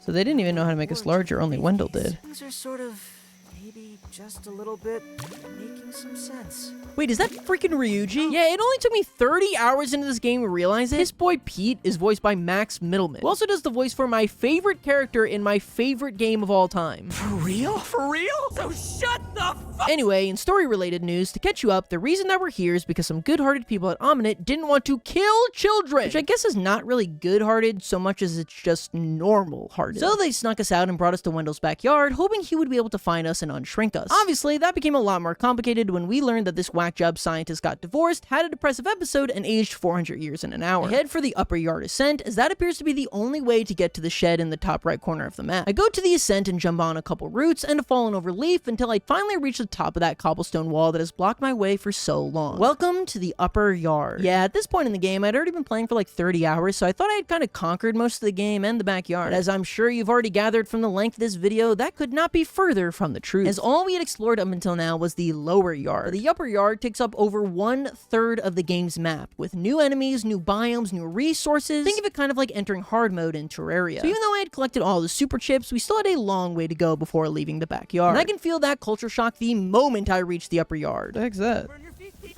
Oh, I'm sizzling. What the heck? Sizzling? What the heck is sizzling? A ladybird larva. Oh, that doesn't seem good. Oh god. Oh god. This thing ain't no joke. Oh my god, there's multiple of them. Oh god. Oh god. There's like a fire here.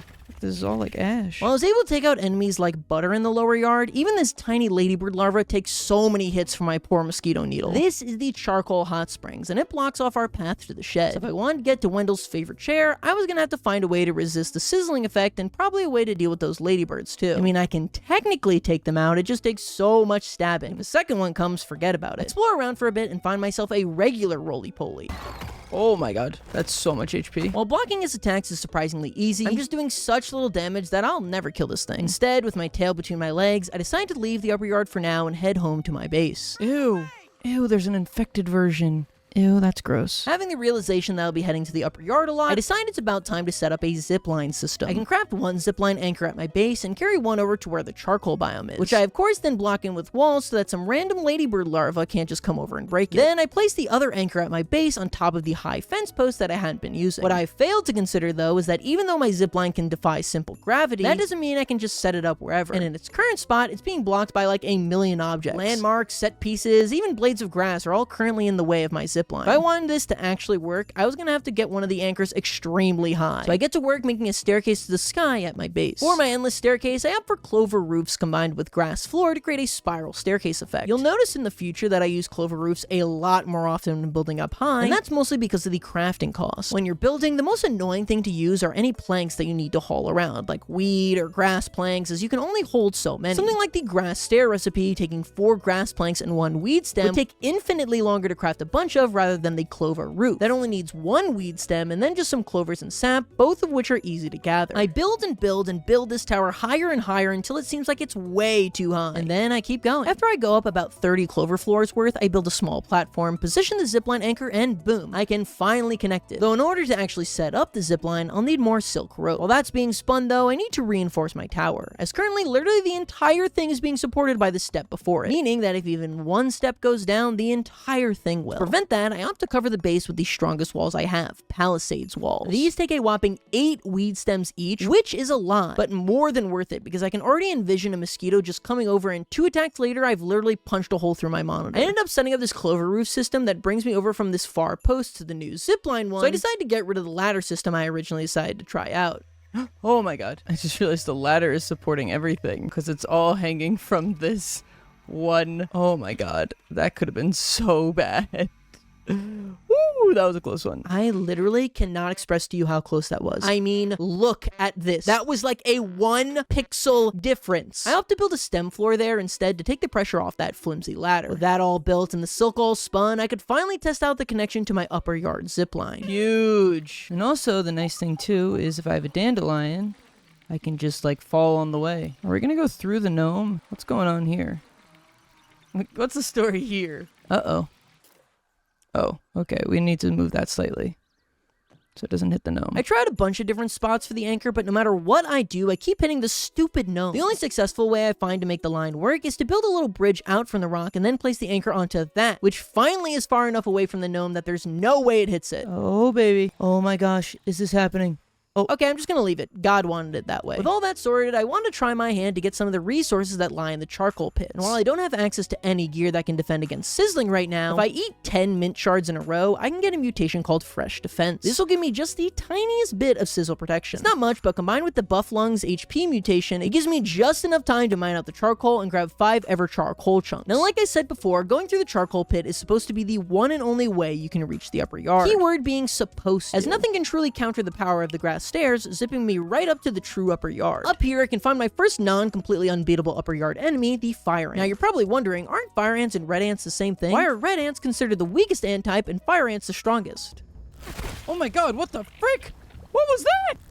What is that? They spew stuff? That is why. Whatever that fire ant just did, that's why. Now that I've snuck my way up to the upper yard proper, I set up another zipline anchor. I mean, hey, I just spent the last hour setting it up. Might as well get some mileage out of it. But just because I can get to the true upper yard now doesn't mean I'm prepared for the upper yard. What's this? Is that just a regular ladybug? Ladybird. Ah. Oh my god, these guys are not as chill as the ladybugs. Oh. Oh my god, I'm barely even making a dent. Oh my god, this thing is tough. Oh, okay. Oh my god, okay. We gotta get out of here. Oh wait, I wasn't using my attack build. Not sure how much of a difference that would make. Oh my god, okay. Didn't make much of a difference at all. I'm running away from some fire ants, so to get away from them, I head up this wire, when I then make a horrifying revelation. What? Who needs a... Oh my god. How did they get up here? Oh!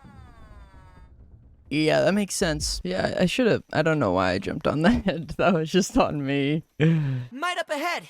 The goblin of the backyard. Why does he always say that? I retrieve my backpack and find that this baseball bat is leaning up against Wendell's favorite chair, so I can use that to climb up and then glide down to Wendell's SCA.B. Yeah, and this surprised me, but it's actually his SCA.B before he shrunk down. In order to open it though and change out the battery, it looks like we're gonna need a tier 3 busting tool, which can only be crafted using parts from one of the hardest enemies in all of the upper yard, the black ox beetle. So I'm gonna need some better weapons first. But in order to find those, we're gonna need to head back to the lower yard, as there are still 2 major biomes I've yet to explore. First of which which being the sandbox. I built a staircase up there to give myself easy access in the future. I also make sure to come here at night, as during the day it gets extremely hot, and I still have no sizzle protection gear. Inside, we're introduced to the primary enemy of the arid sandbox, the antlion. These guys are no joke. They're on a similar level to the enemies you would find in the upper yard. On the bright side though, their attacks are extremely telegraphed, meaning landing perfect blocks is pretty easy. For slaying the lion, I'm given some antlion parts as well as an antlion pincer. While looking around, I find the Sandbox Lab outpost. This is an optional lab that contains another Burgle auxiliary chip for me to collect. The sandbox also has these antlions ascend a pit all Sarlacc style who have way more health than the average antlion for whatever reason. They're also just generally way tougher than the normal antlion since they can kick up sand and throw freaking ants at you for whatever reason. The absurd healing of the ladybug armor means I can power through his attacks and take him out.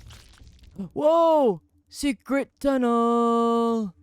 Secret tunnel. Whoa, another antlion. After taking out the other antlion, I can grab myself a Mega Milk Molar. But the rest of the cavern contains tier 3 upgrade rocks, which I'll of course need the Black Ox Hammer for. I scan my antlion pieces and set my eyes on the antlion armor, as it'll finally give me my much needed sizzle protection. However, since I'm having to hit the antlions just so many times with my mosquito needle, but while I'm there, I decide to craft another sword as a backup. I can craft this one using parts from my adventures in the Black Ant Hill to make myself the Black Ant Sword. I head back to the sandbox, but it's unfortunately progressed today. And being in the sandbox during the day is a whole nother experience. I get hot so quickly, so I'm having to constantly run into shadows to cool myself down. I also try out my Black Ant Sword here, only to realize it does way more damage than my mosquito needle. I guess I was under the impression that since all weapons have been sorted into 3 tiers, all weapons in that same tier had a similar strength level. That is not the case at all. There's still very much a progression through the individual tiers, which I'm very glad I learned now as opposed to later. Inside those antlion pits, I also managed to find 2 new resource nodes, salt clusters and spicy candy, both of which can be busted up using my insect hammer. After farming the antlions for a while, all my armor is broken and it's time to head on home. I'm able to craft the helmet and chestplate to the antlion armor, and I just absolutely love the look of this. We got this like slick desert ranger outfit going on, and Pete just throws that on top of his freaking piss boy shorts. I make sure to upgrade my new cowboy armor and then bring Burgle the sandbox chip. This opens up a new science recipe for the elemental globs. Wait, you mean to tell me I'm 36 hours into this playthrough and there's a type chart? How much longer could this game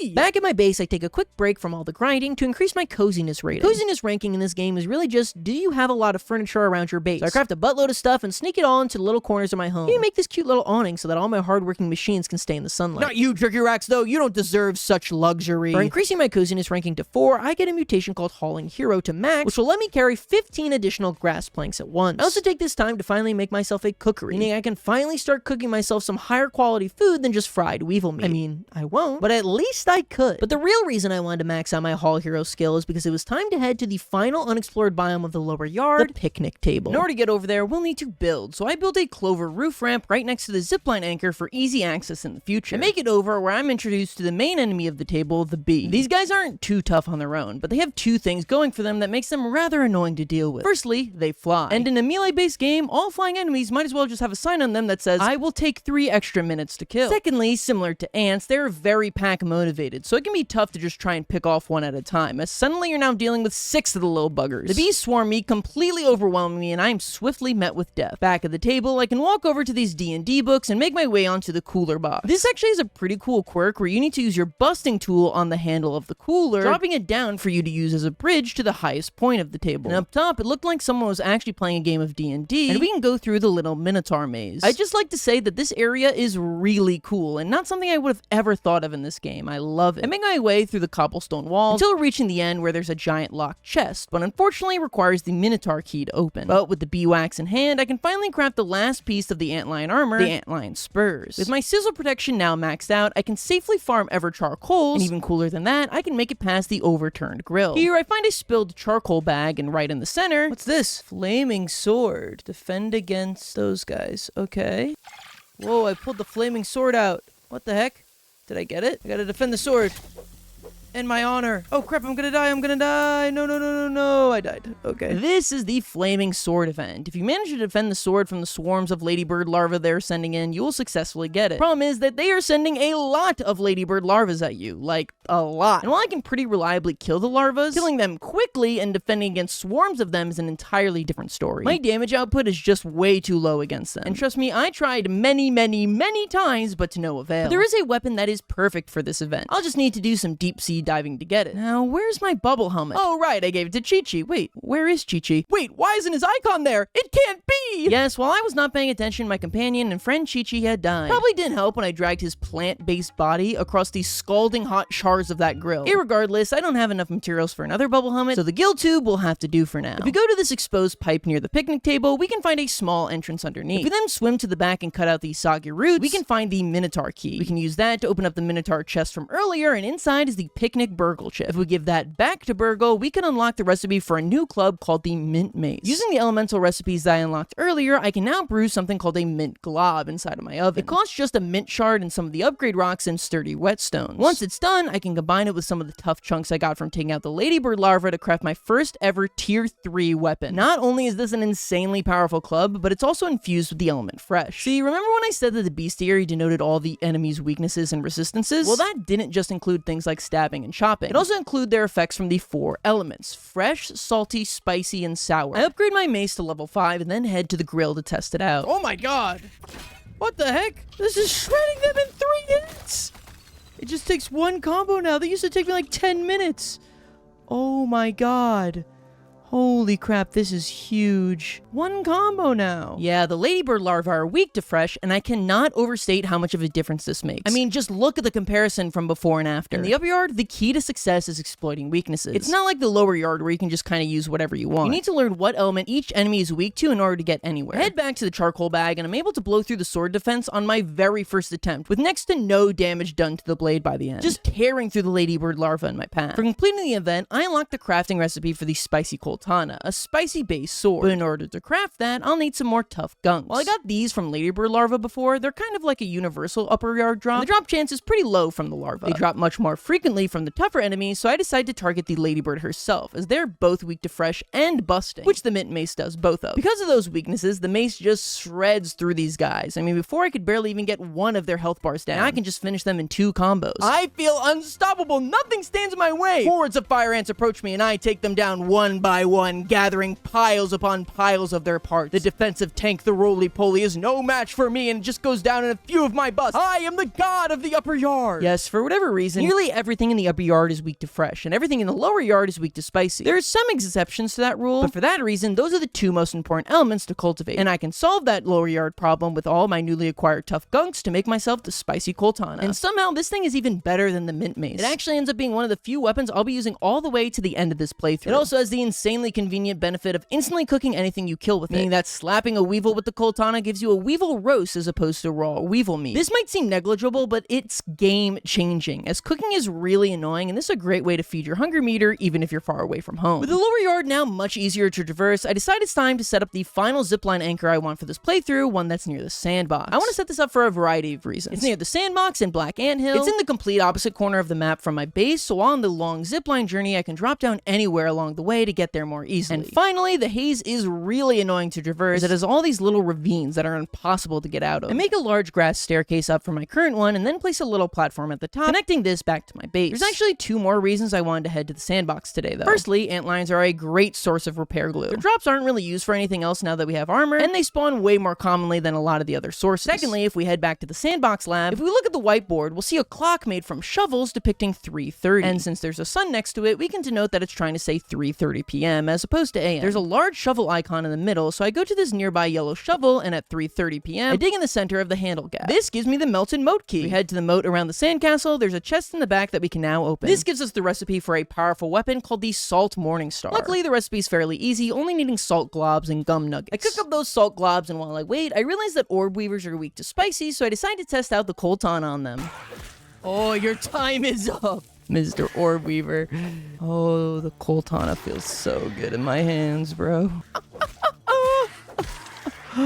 That's crazy. That rush of power going to my crotch, my salt globs had finished cooking, and I can make myself the Salt Morningstar. Now, I had mastered all the elements of the backyard, except for sour. Yeah, sour is a much rarer resource than the other 3. Picture it kind of like the dragon type of grounded. So it'll be a while until we get a sour weapon. Getting around was way easier now, though. I mean, shoot, I'm even able to take out my first wolf spider, the champion of the backyard, without even breaking a sweat. With my weapons all handled, it was time to work on our tools. First up, getting a tier 3 axe. For this, we'll have to head to the pile of wood in the top left corner of the yard as we learn that Tully has a serious termite problem. Seriously, with the amount of bugs this guy is running around his backyard, he kind of needs to just scorched earth this baby with some lighter fluid and start over. Despite their weakness to salt, these termites pack quite a punch and are pretty resilient. I'm definitely not prepared to head inside their den yet. Picking off a few from the outside goes over with little issue. Using their chompers, I can craft the game's tier 3 chopping tool, the termite axe. If we head up towards where the ladybirds like to hang out, I find a bunch of eggs hanging from the floor of the shed. If I knock those down with my axe, I can collect our first pupa hide. These will be super important later on, so I make sure to grab a ton of them. And in the season of new resources, I can use my termite axe on this abandoned gardening glove to grab myself lint, which is somehow a really useful rope substitute, as back at the base, I can spin it into lint rope. If you told me before playing this game that the upgrade for fine spider silk would be literal dust, I would not have believed you. The termite axe can also be used to chop down these burr weeds, which gives us spiky burrs. Oh my god, that's the thing I was talking about in the Subnautica video! With these like things that look like those spiky things you find on the ground as a kid. You guys know what I'm talking about? Someone's gonna know what I'm talking about. I can't believe that I myself was the one to answer my own question. If I head to the base of the shed, I can discover even more lint that's been collating on the welcome mat. The only issue is that it's being guarded by a new enemy whom I hate with my whole heart, the dust mite. They're all the annoyingness of mites combined with the fact that they now shoot projectiles from halfway across the map. Back at base, I start drawing all those pupa hides I collected, as this will turn them into pupa leather. Upgrade all my weapons to rank 6, but since I'm still unable to max rank all my gear, I decide to make a temporary new set of armor, as the ladybug armor could really use some upgrades for it to still hold up in the upper yard. But we'll be back for you, my sweet little lady. For now, I craft myself the roly-poly armor, which gives a huge buff to my defenses. With all that preparation completed, it was time to finally take on the king of the upper yard, the black ox beetle. There he is.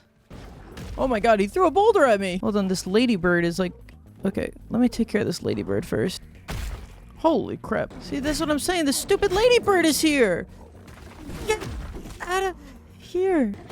Oh god, I can't fight them two at once. Oh, and these fire ants too. God, I'm trying to do my thing over here. Yeah, that's kind of my major complaint with the upper yard. It is just infested with bugs, so you can't do anything without being absolutely ambushed by some random faction of creature. But I managed to clear them all out for now. Now it's just me and you, Black Ox. Okay.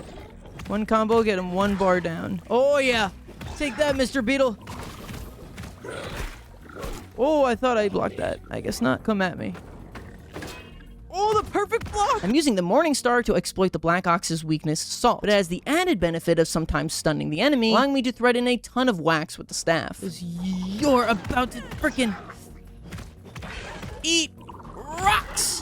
Whew. Oh, we need to kill more because we didn't get enough parts. I use a surveyor scanner to find more Black Ox beetles and mistakenly think there's one down in this giant ravine. But instead, waiting for me is the fire ant queen. Yeah, for whatever reason, the fire ant hill has these giant gaps in them. I guess to catch prey, which, you know, was surprisingly effective on me. On the bright side, I find some milk molars, and as I'm heading out, I get the landmark discovery for the ant hill, which maxes out my natural explorer mutation. The next surprise would not be nearly as fun, though. Is this an actual dead human being?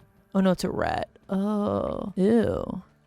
This is kind of giving me the heebie-jeebies. Yeah, I have a pretty high tolerance for things like that, but even just staring at the dead carcass skeeves me out. I do eventually find another beetle though, and through the power of the Morning Star, I'm able to take him out. With that completed, I could craft myself a tier 3 busting tool, the Black Ox Hammer. Now I could head back to Wendell's favorite chair and progress the story. But on the chair, I noticed something strange. Do not tell me this is a bowl of toenails. Like if this is a bowl of freaking... It is! Oh, that's genuinely one of the grossest things I've ever seen in my life. I have to mine out the toenails. But the toenails aren't our only spoil for reaching the chairs. There's also a sour candy for us to mine up. With all that out of the way, I can bust up the full-size SCA.B and throw in the fuse replacement cell. Audio file downloaded. Dr. Wendell Tully. Title, Goodbye. Oh my god, did he off himself? The sun is setting on our yard, and it brings back so many Oh memories. my god. Sitting in this chair, my favorite chair, I fear this may be the last time I lay eyes on such a beautiful sight. Oh my god. I'm nearly out of time. My body shrivels more with each passing day, perhaps in solitude, free from my family, from Burgle, from Ominent. Perhaps I can finally find a cure to this damnable reasoning. This will be my last adventure into the miniature world. Oh my I'll god. either find the answer or shrivel in the darkness below to my lab underneath the shed. Holy crap. That was dark. Yeah, not really sure what to say after that, so, look at this dog and fox, they're best friends, isn't that so adorable? We head to this little puddle on the side of the shed. We can access the final story lab of the game, the Undershed Lab. Inside, I find another audio log from Dr. Tully where he talks about how much he misses his family. He rambles on for a bit before talking about these figurines that his son was into called Mants. Dad, what do you mean I don't need Mant minis? Do you even know what a Mant is? A barbarian, an insectoid warrior with the mind of a human. Wait a minute. An insect with a human Wait, is he gonna brain? transplant his brain into a bug? There's a Black Ox. There's 2 Black Ox. There's 3! Oh my god! This place is hell. Yeah, the Undershed Lab is home to some of the toughest enemies in the entire game. Roly-polies, termite soldiers, and just, oh my god, so many orb weavers! Jesus Christ! But somehow, worse than all that is just these stupid mosquitoes. Now you're probably thinking, mosquitoes? Who cares? Those are pretty low-level enemies. But their power is not in strength, but rather in pure, unadulterated annoyance. As every single second you attempt to do the platforming in this section, some mosquito will fly by and mess up your entire rhythm and knock you down. And when you fall off, getting back is so annoying. God, I just hate this section so much. I'm finally able to move forward, but notice the next path is just covered in webbing for some reason. What are these black widowlings? What the heck? I hate the Undershed Lab. I finally managed to make my way back there, and this time I'm able to inch my way into the cobweb cavern. And there she is. Black Widow. She's weak to sour, and she resists fresh, salty, and spicy. Oh, okay, so everything I have. Cool. Okay, I guess we're fighting this thing. Well, if I have a choice in the matter, might as well have my shield. Oh, no way. No way. Immediately, no way. Yeah, based on the amount of damage I was doing, I knew pretty immediately that there was no way I was winning this fight. So I just opt for the run away as fast as I can option. This works surprisingly well, and I'm able to reach the next section of the lab. I grab another audio log where Dr. Tully admits that all of his other options are not proving fruitful to reverse the raising. So it was time to start Project Mant. I didn't realize the raising was that bad. Oh my god. Dude, you looked ugly. What the heck? That is horrifying. This happened in the 90s? Oh, that makes sense. Wait, this is not even a year? Oh my god. Actually, man, maybe you should put your brain into a bug. It could not possibly be worse than this. As I continue walking around the lab, I discover that Tully has been using all his past experiments from the other 4 labs to try and create the perfect vessel for himself. And as we head into the basement, ew! That's what he made himself look like? What the frick is wrong with this guy? He's a psychopath! I mean, I kind of gathered that already, but still... Ew! Or maybe he didn't put his consciousness in there yet. That's also possible. Oh, maybe he didn't put his consciousness in there, and that's just like still the creature version of what he made. Either way, I fall through a hole in the ceiling, and it was time to take on the Mant. Do I have to kill this thing? But isn't that Dr. Tully? What's he weak to? Fresh. Okay. Good to know. My Min Mace is able to tear through the Mant by just spamming combos in him. I'm able to get him really low. Dude, the perfect blocks go insane! Eat me! What the heck? He killed me? I didn't see what he was doing. He was cooking up something strange. Dr. Tully, you are a mean mugger. As I would soon become very familiar with, this move is an instant kill. I mean, look at me here die from full health after being hit by it. Once I realize what it looks like, though, when he's charging this attack, I can just get out of the way, and the rest of the battle's pretty easy. All right, Mr. Wendell. You're going down, you psycho. Wait, but Dr. Wendell's the only one who knows how to create the formula. Okay, maybe this will like slap him out of it or something. I genuinely don't know what's gonna happen here. Time for you to die. Nice. Kill the Mant. Okay, that was an achievement. I did have to do that. Okay, as maybe he wrote the recipe down somewhere or something. I feel bad. We killed the dude. It was kind of our only way of saving ourselves. You may have defeated my Mant. Oh, he's alive.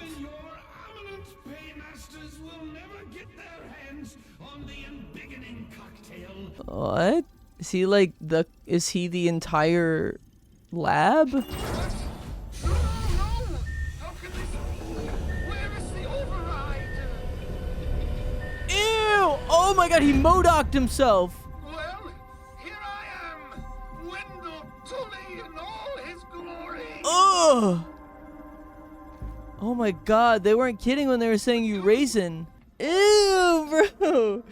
It's a literal raisioning. Poor guy. Once Tully sees us, he realizes that we're not from Omninent, and we explain that Omninent was actually the ones who put us in this situation in the first place. Dr. Tully apologizes profusely because really at the end of the day, this is all his fault, which I'm not exactly arguing with. He explains that he tried to put his consciousness inside the Mant, but in developing the Mant, it had generated a mind of his own, and thusly he wasn't able to pilot it. Yeah, why are you hiding out here? Became too much. I realized I had to find a cure before it was too late. Armament has always wanted to steal my work. They would did. never admit its worth and greatness, and yet they would always take it.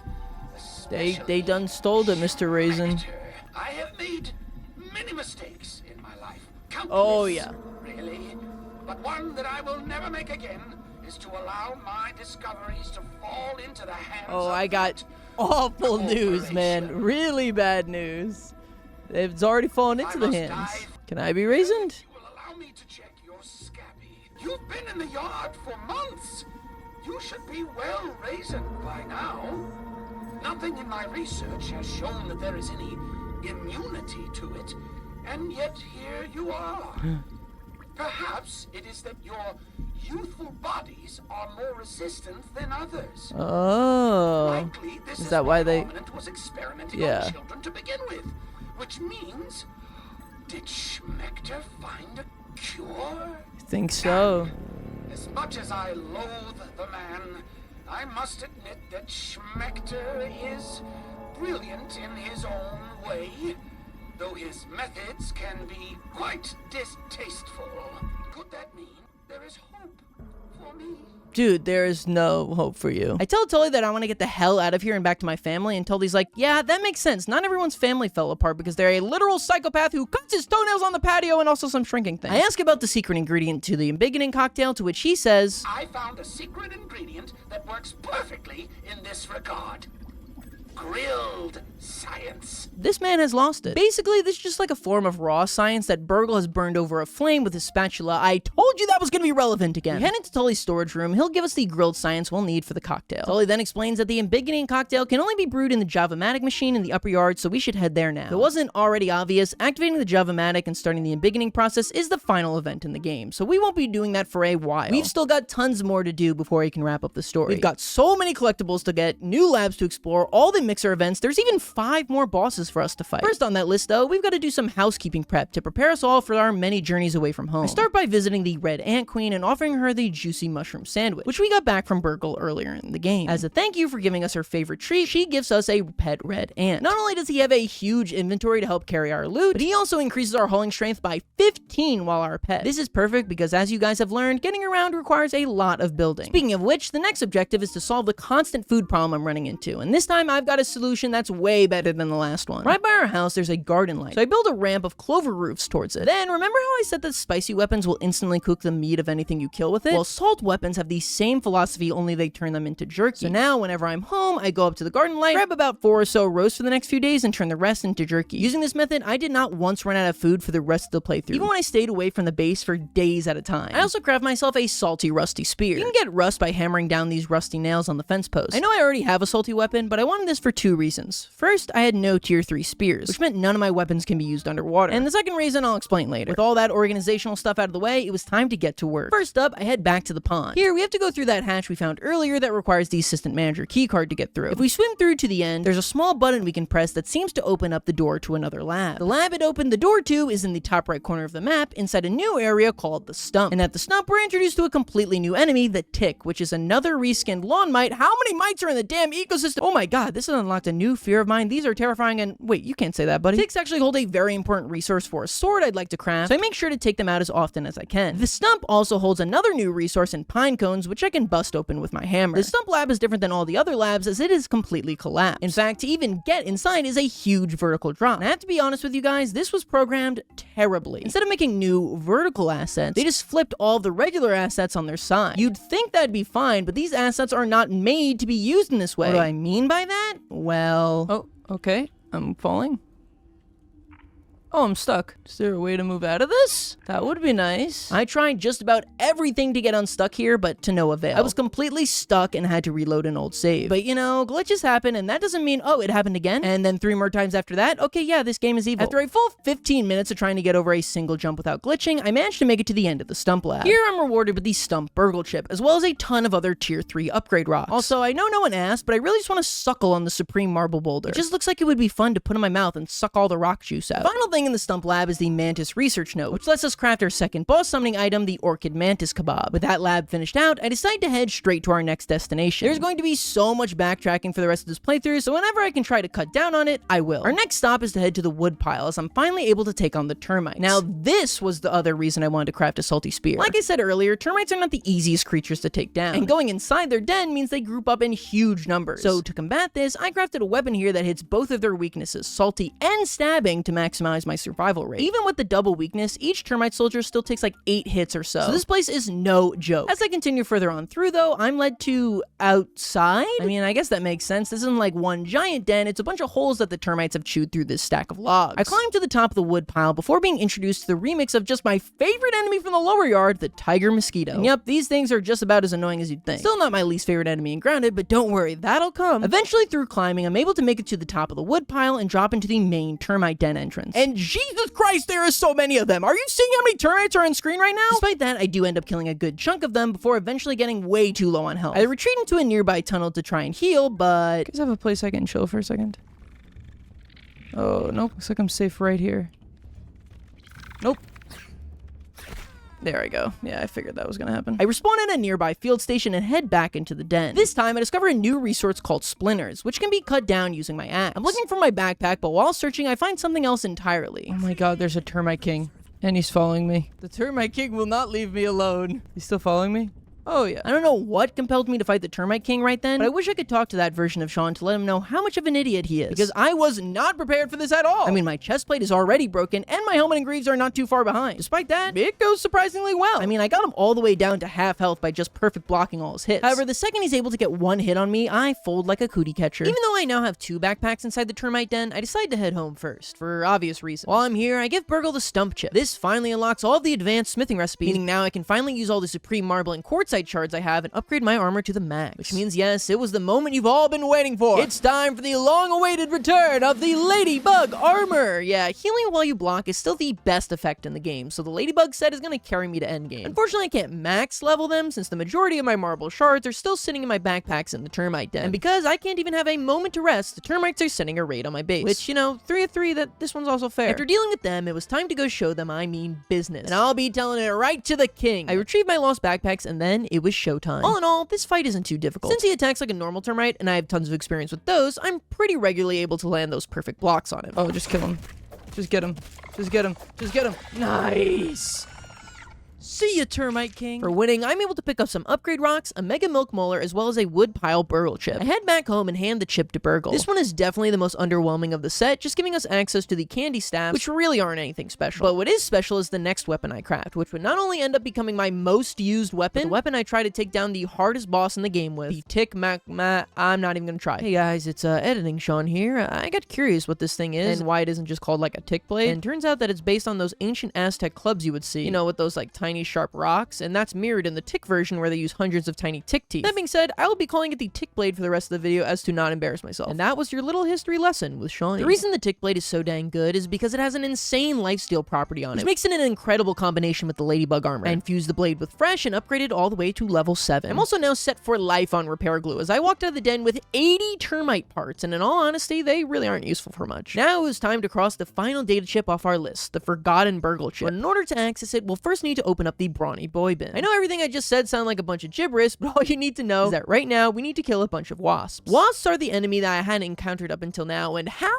lucky I was then to not know the pain and misery and absolute torture that is the wasp. Plain and simple, these are the most frustrating and annoying enemies in Grounded. I hate them. I hate them so much. Here's why. Like I said before, the flying enemies in this game are beyond annoying because they just fly around and you can't reach them for long periods of time, so it just becomes a waiting game. The wasps take that quirk and abuse the hell out of it. You see, the wasps don't work alone. Oh no. Each wasp nest usually has around 3 wasps circling it. And then they have this fun little quirk where if they're not attacking, they will heal each other. Just making these fights go on and on and on. I could literally rant about how much I hate these stupid demons all day. Now, after dealing with the wasps, I'm supposed to cut down their hive with my axe. But it's so high up there and I do not feel like building, so I get another idea. Now, this is gonna be kind of insane, but if it works, it'll be really cool. That was the lamest thing that ever happened, and I feel like an idiot. After embarrassingly retrieving my axe, I try it once again, only this time standing on a leaf. Okay, this could be dumb again. Wow, that was stupid.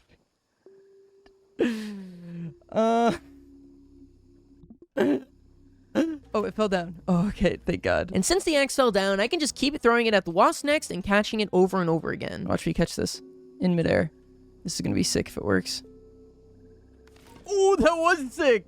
I was right. And eventually the nest comes crashing down. I still need to destroy more wasp nests, so I decide to prepare this time. Using Black Ox Parks, I can craft the Black Ox Crossbow, our first and only ranged weapon. And I am not playing around, so I'll just go ahead and use some salt shards to craft a bunch of salt arrows, as that is their weakness. With all that prepared, it was time to rip through some wasps, right? No, actually crossbows kind of suck in this game. Yeah, for whatever reason, they just made the damage output and reload speed of all crossbows just atrocious. Not to mention, it's still pretty difficult to aim at one when they're constantly buzzing around and also healing each other. Irregardless, I eventually take them down. Then, upon sleeping, Wasp bursts out of this little hole in the brawny boy bin and leads into the rest of the yard. God, no, please, make it stop. Don't do this to me, Grounded. And as if that wasn't bad enough already, they are now raiding my base. Holy God, no, hold on. Not save your base. Oh my God, if this all comes toppling down, I'm gonna rage quit. No, not like this.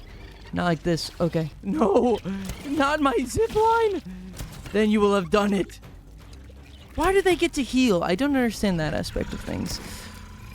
Oh my God, this is so bad.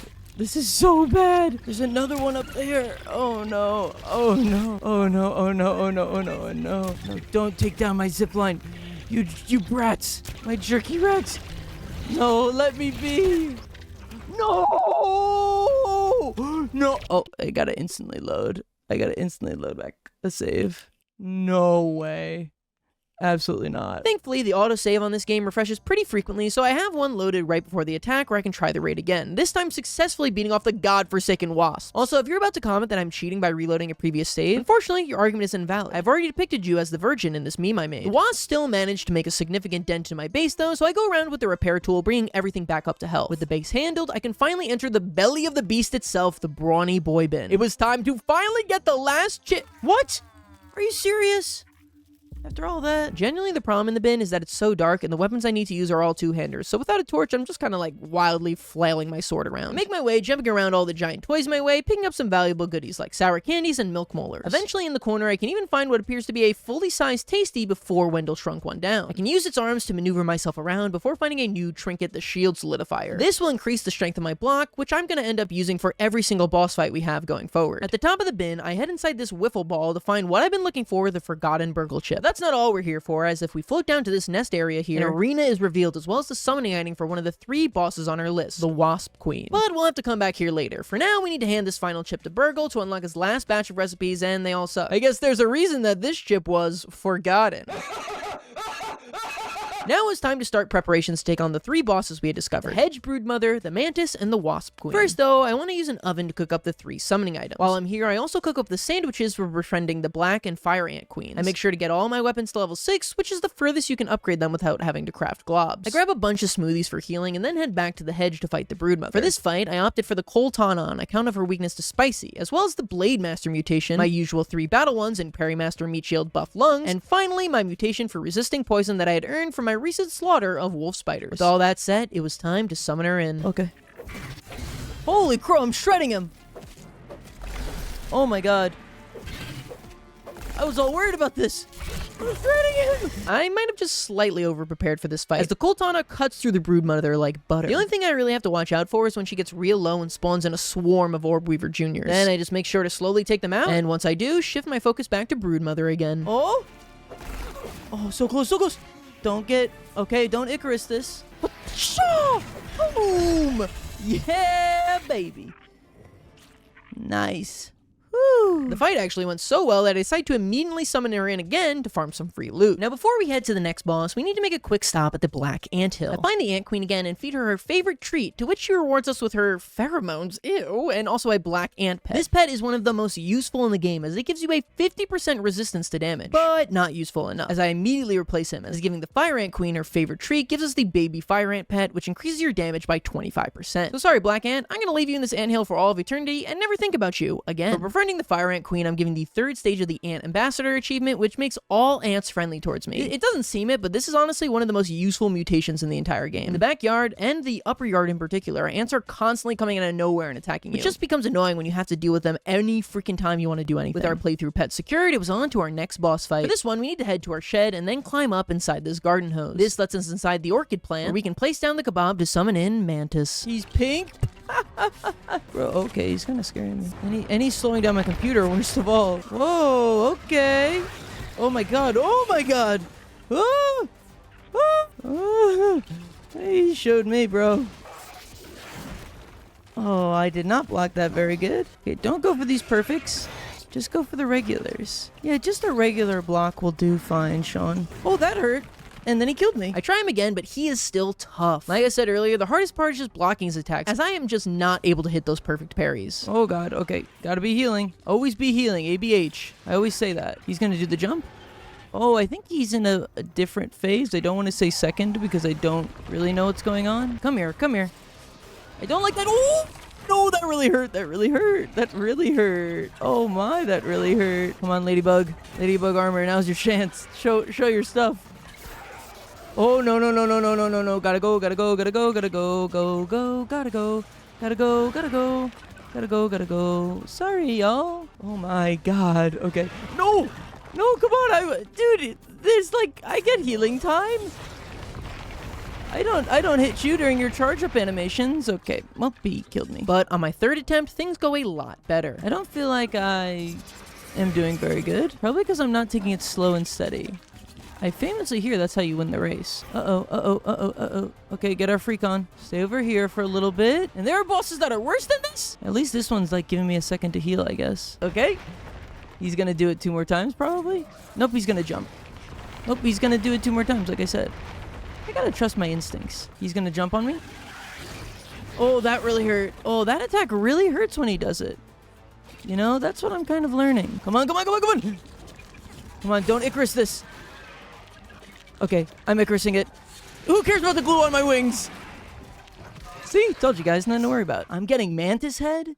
Like this good. With Mantis taken out, I can move on to the 3rd check mark on our boss stretch, the Wasp Queen. You all know how I feel about wasps, so I can only imagine this fight will be pure agony. The best weapon for this fight is going to be the Morning Star, due to the Queen's salt weakness and resistance to most other attacking types. With that in mind, I upgraded to level 7 with some mighty globs that I had been brewing. Also, this won't be relevant for this fight, but it will be for later. I forged the Toenail Schmitter here, which is just the grossest thing that I can imagine. But it's basically the strongest sword that you can get in the game, so I'll just have to tough it out. To further strengthen it, I use all those candy chunks I had gotten to infuse it with sour. Just a toenail covered in sour candy. Can't think of anything more disgusting than that. Finally, I make sure to make way more smoothies for this fight, as last time my healing was very much lacking. With that all sorted, it was time to start the Wasp Queen fight. And in here, I encounter an issue I don't think I've ever encountered before in a boss fight. Let me explain. See, now the Wasp Queen, all things considered, is really not that hard. If you have some poison resist, her regular shooting attack doesn't do too much damage, though this one in particular does kind of gross me out, and all of her ramming attacks can easily be blocked. The only other move she has is summoning wasp drones. Now, like most wasps, they are impossible to really nail down all at once, so they end up just flying around, unable to be hit by my weapon. This is true of the queen as well, only landing on the ground every few minutes to let you attack her. However, these wasp drones I'm having a hard time hitting are healing the queen every time she's in the air. So while I'm desperately jumping around, flinging around my salt mace, the wasp queen is just healing off all the damage I just did to her. But she isn't exactly doing any damage to me either. This results in a standstill where neither party can hurt the other. So I just endlessly sit in the wasp queen arena, trying desperately to take out her minions, but to no avail. Eventually, this goes on for so long that despite starting at full hydration and having brought water, I end up thirsting to death in the middle of the fight. Clearly, we're not prepared for this now, so I decided to come back later. Next on my list was to get my base to maximum level 5 coziness, which I can easily achieve by constructing these chandeliers each of the ant queens gave me. This unlocks the recipe for the petal bed. It's a special bed that every time you sleep in it, you get a huge variety of buffs, which is going to be super useful later on. But now is as good a time as any to start on the long journey of picking up all the milk molars. Now, like I said earlier, there are 123 molars to collect, if you're including both regular and mega milk. Currently, I have about half of them, so we've got a ton of collecting to do. Once again, I'm not going to go through every single molar since there's just so many of them, but I'll try to point out anything significant. I tackle the haze in the sandbox and then move on to the picnic table. Here, if I use my hammer on this D20 and manage to get it to the 20 side facing up, I'm able to get a new mutation called coup de grace, which increases our critical hit chance. This was a super cute puzzle. I love when games do stuff like this. While grabbing molars in the trash pile, I managed to find a meaty gnat and add that to the bestiary. These little buggers have the benefit of giving you 3 whole meat upon killing them, which is kind of insane. After finding all the milk molars in the lower yard, I come across one that's inside the den of a black widow. And I have run from these things for long enough. Now it's actually time to take one on. This is no doubt one of the hardest fights in the game. In fact, I'd say it's probably harder than the broodmother and the mantis. The widow's attacks are just insanely fast, and with her entire den being dark, it can be hard to know when exactly she's going to attack you to time your perfect blocks. On the bright side, now that I have a sour weapon, I'm able to do way more damage to her than I normally would. She will also constantly be spinning webs at you, trapping you right where you stand. Her poison is nearly lethal, though thankfully I accounted for this and crafted a ton of waspidote smoothies before this. These smoothies not only give you a ton of healing, but also cure you of all poison. So every time she lands a hit on me, I make sure to chug one. Smoothies in general are an aspect of the game that I've been 100% neglecting up until now for whatever reason, and just using bandages. The amount they heal is insane. Plus it's instant and you don't need to wait like bandages. Oh, come on, this is going really well. Hold on,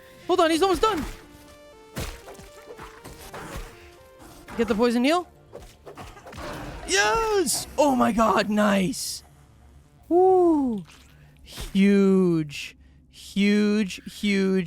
Didn't even know that was possible. Holy crap. With the Black Widow defeated, we'd not only completed one of Burgle's hardest quests, but earned ourselves a milk molar. One particularly troubling molar requires me to climb up the lawnmower, glide down onto this ladder, scale this tree vine, jump onto this brick wall, and then underneath the chewed gum is our prize, the sticky key. Then we have to jump down into this tire and open the chest. We're rewarded with 2 milk molars and the recipe for bomb arrows that I will never craft in this playthrough. Our next troubling molar requires me to climb far up the stump, and when I reach the top, oh, I hate it.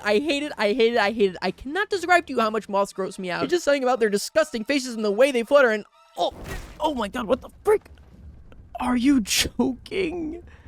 I didn't even know what I got hit by. I'm not exaggerating when I say just killing this single disgusting bug took me 20 minutes because every time I fell down, I would need to go through the entire parkour of the section again, getting lost along the way because this entire log looks the same. And then my reward for all that is having to stare at the disgusting creature that is the moth. I seriously can't even talk about this anymore. I'm gonna gag. Just know that I killed the moth and we got the molar. The next place I want to talk about is the Castle Moldork playstead. For now, this isn't all too important and just holds a couple molars, but I make sure to build over to it so we have an easy access to it. As in the future, this is going to become one of the most important landmarks in the entire game. Next up, I discover one of the last new enemies in the game, the green shield bug. This is a much harder version of the stink bug, with his toxic gas being even more dangerous. Fortunately for me though, the ladybug armor combined with my tick blade just give me so much lifesteal that I ended up not even needing a gas mask and I take it out. Green shield bug parts are used to make some of the most valuable items in the entire game, so it's important to take them out whenever I see them. The next significant molar is down in this tunnel. Once inside, you'll find that there's a molar up on a ledge you can't reach, and you're completely unable to build in this area. So how do you get this? Well, in the back room, there's a bouncy red ball that you can whack with your hammer. It takes a while to position it correctly, but eventually if you get it just right, you can jump off the ledge onto the ball and then over to the molar. Definitely one of the most creative milk molars in this game. But after 10 straight hours of searching, I managed to find the very last mega milk molar hiding inside this cactus plant by the sandbox, which also is a crazy concept to me. Why would you have a potted spiky death trap set up right next to where your kids play? Whatever. With all milk molars now collected, I can max out my stats as well and make chest organization real easy. Now it's on to the next collectathon, SCA.B flavor schemes. Luckily, I'd already collected a large chunk of these guys just naturally on my playthrough, so just 16 of them remain. Not much to say in this section either, just going around the map picking up SCA.Bs. With that finished, we're still somehow not done with the collectibles, but it's time for a brief intermission first. One of the rarest resources in Grounded are something called twinkling shells. These are used to upgrade weapons and tools to levels 8 and 9, as well as craft some endgame elemental weapons. The only way to get these shells is to kill scarabs, who are insanely rare and also dig into the ground to escape when they feel threatened. This makes actually catching them extremely difficult, and most of the time a lost cause. But there is one workaround. If you go to the undershed, there's a single pipe that holds 4 scarabs, and since there's no dirt in the pipe, they can't escape. These scarabs respawn every 7 days, so I integrate that into my chore wheel every week. Our next collection task is to gather up all the data entries from around the backyard. Things like Wendell's audio logs, notes from Ominent, recipes, etc. Most of this is just going back through the labs, but there are some scattered around the rest of the yard as well. All this data gives a ton of story that I missed on my playthrough, as well as context for other things, so I'm just going to take this time to quickly sum up the full story so that we're all on the same page. Dr. Wendell Tully was a scientist employed by Ominent in the mid-80s, but was not doing so well. Since he was recognized as such a brilliant scientist, Ominent gave him a ton of budget to try and create an earth-shattering new discovery. But everything he kept developing seemed all but useless. SCA.B, a grilling robot, none of it really interested Ominent at all. And so the higher-ups gave him one last chance to have a breakthrough, and if not, he would be terminated. This was when Willie comes up with the idea for shrinking technology, and after trying it on some tools from around his lab, he decides to try it on himself, and miraculously, it works. Tully knew that this was going to be the invention that saved him, his career, and his family. But that family wasn't too hot on the countless hours that Tully spent working. Wendell and his wife began fighting all the time, and his kids begged to see their dad again. But Tully knew better. He knew that if this failed, he would have to go back to teaching high school science, which that doesn't sound that bad actually, but okay. But Tully's savior and the shrinking technology started to have side effects. He started growing gray hairs and aging rapidly until over the course of 1 year, Tully had become completely raisin. His wife and children left him and he was all alone and resigned to a life underneath the shed. Meanwhile, Tully's colleague and Ominent, Schmechter, saw the brilliance of his shrinking technology. And with Tully completely gone now, there was no one stopping Schmechter from stealing Tully's work and claiming it as his own. This discovery has Schmechter promoted to director of Ominent. Now the last thing he had to solve was the raisoning problem. He tried experimenting on Ominent interns, but he couldn't quite figure it out. But then he had a strange thought. What if the strong immune systems of children would make them resistant to the raisoning? So now, partnered with the US government, Schmechter started stealing actual children off the streets. He would experiment on them, and then when they stopped serving his purpose, kill them to keep them quiet. That's when two scientists had had enough and took the next batch of 4 kids that were meant to be killed and released them into Tully's backyard, hoping to reunite the children with the scientist and save their lives. Also, there was a 5th kid being experimented on, but he woke up like an hour early than the other 4 playable characters and got eaten by a spider. Dark! With that, we had collected nearly every single item in the game, so it was time to get back down to business. But first, there are 2 important upgrades I do. Firstly, I upgrade my Salt Morningstar to its max level. And secondly, I infuse my Black Ox Hammer with Sour for a reason that'll reveal itself later. For now, it's time to take on the Wasp Queen again, and this time I came prepared. Firstly, I had upgraded my crossbow and brought tons of arrows infused with salt, since the Wasp Queen is weak to that. I also discovered a major exploit with the crossbow. You see, normally when using it, you have to load a new arrow into it every single time you fire, and reloading takes a while. But if you block directly after you shoot, you can just shoot again, essentially turning your crossbow into machine gun, just gunning things down. I'd like to note though that even with this exploit, the crossbow is not even comparable to the melee weapons in this game. That's how bad it is. But that wasn't the only way I prepared. I also brought something special for the Wasp drones here. You see, the drones in this fight are unlike normal Wasp drones, and instead of having a regular health bar, they have one that always takes 3 hits to take out. This can be exploited using an item called the Gas Arrow. Gas arrows light an aroma of stink around where they're shot, and since that does a ton of tiny hits, it just completely tears through the drones in an instant. Using this, I can take out the Wasp Queen in record time and don't have a single issue with her. Next, it was on to Castle Moldork, as if we head into the basement, there's a strange sight. Tully is there, and he says he found this lab, but he doesn't recognize it, meaning only one thing. It's from Director Schmechter himself, who has been spying on Tully this entire time. Burgle hacks to the door, and then we're inside the lab. On the table here, I'm able to pick up the crafting recipe to summon the final and by far hardest boss in the game, the infected broodmother. As I head deeper in though, I discover a monitor which reveals none other than Director Schmechter. Schmechter and Tully argue, and Schmechter basically says that Tully's a failure, and Tully's like, well, at least they don't experiment on children, and Schmechter's like, well, I don't care, because I did this all for money, and now I just have to kill you guys, and I'm gonna live with my millions. And then he sends this like little robot down with his face on it. This fight was the reason I infused my hammer with Sour, as Director Schmechter is weak to both Sour and busting. And boy am I glad I did, as this thing just shreds through this boss. I had read that this is one of the hardest bosses in the game, but I think I had less trouble with this guy than the Hedge Broodmother. The only thing to watch out for are these lasers, but besides that, I get through this no problem. For killing the Director's robot, we grab one of his Ominent files that Wendell will be able to use to expose the Director as the psychopath he is. But even cooler than that, we get the recipe for the best weapon in the game, the Acid Edge. I cannot overemphasize how good this thing is. Seriously. Don't even bother using any other weapons for the rest of the game, because this thing is just better. Weaknesses? Throw that out the window. Almost none of the enemies in the entire game resist Sour, so it doesn't matter in the slightest. Not to mention that this also has a chance to stun the enemy, letting you just wail on them. Upgrade this to max rank, and it was now time to take on the Mixers. As we saw earlier, Mixers are basically like a horde mode, where tons of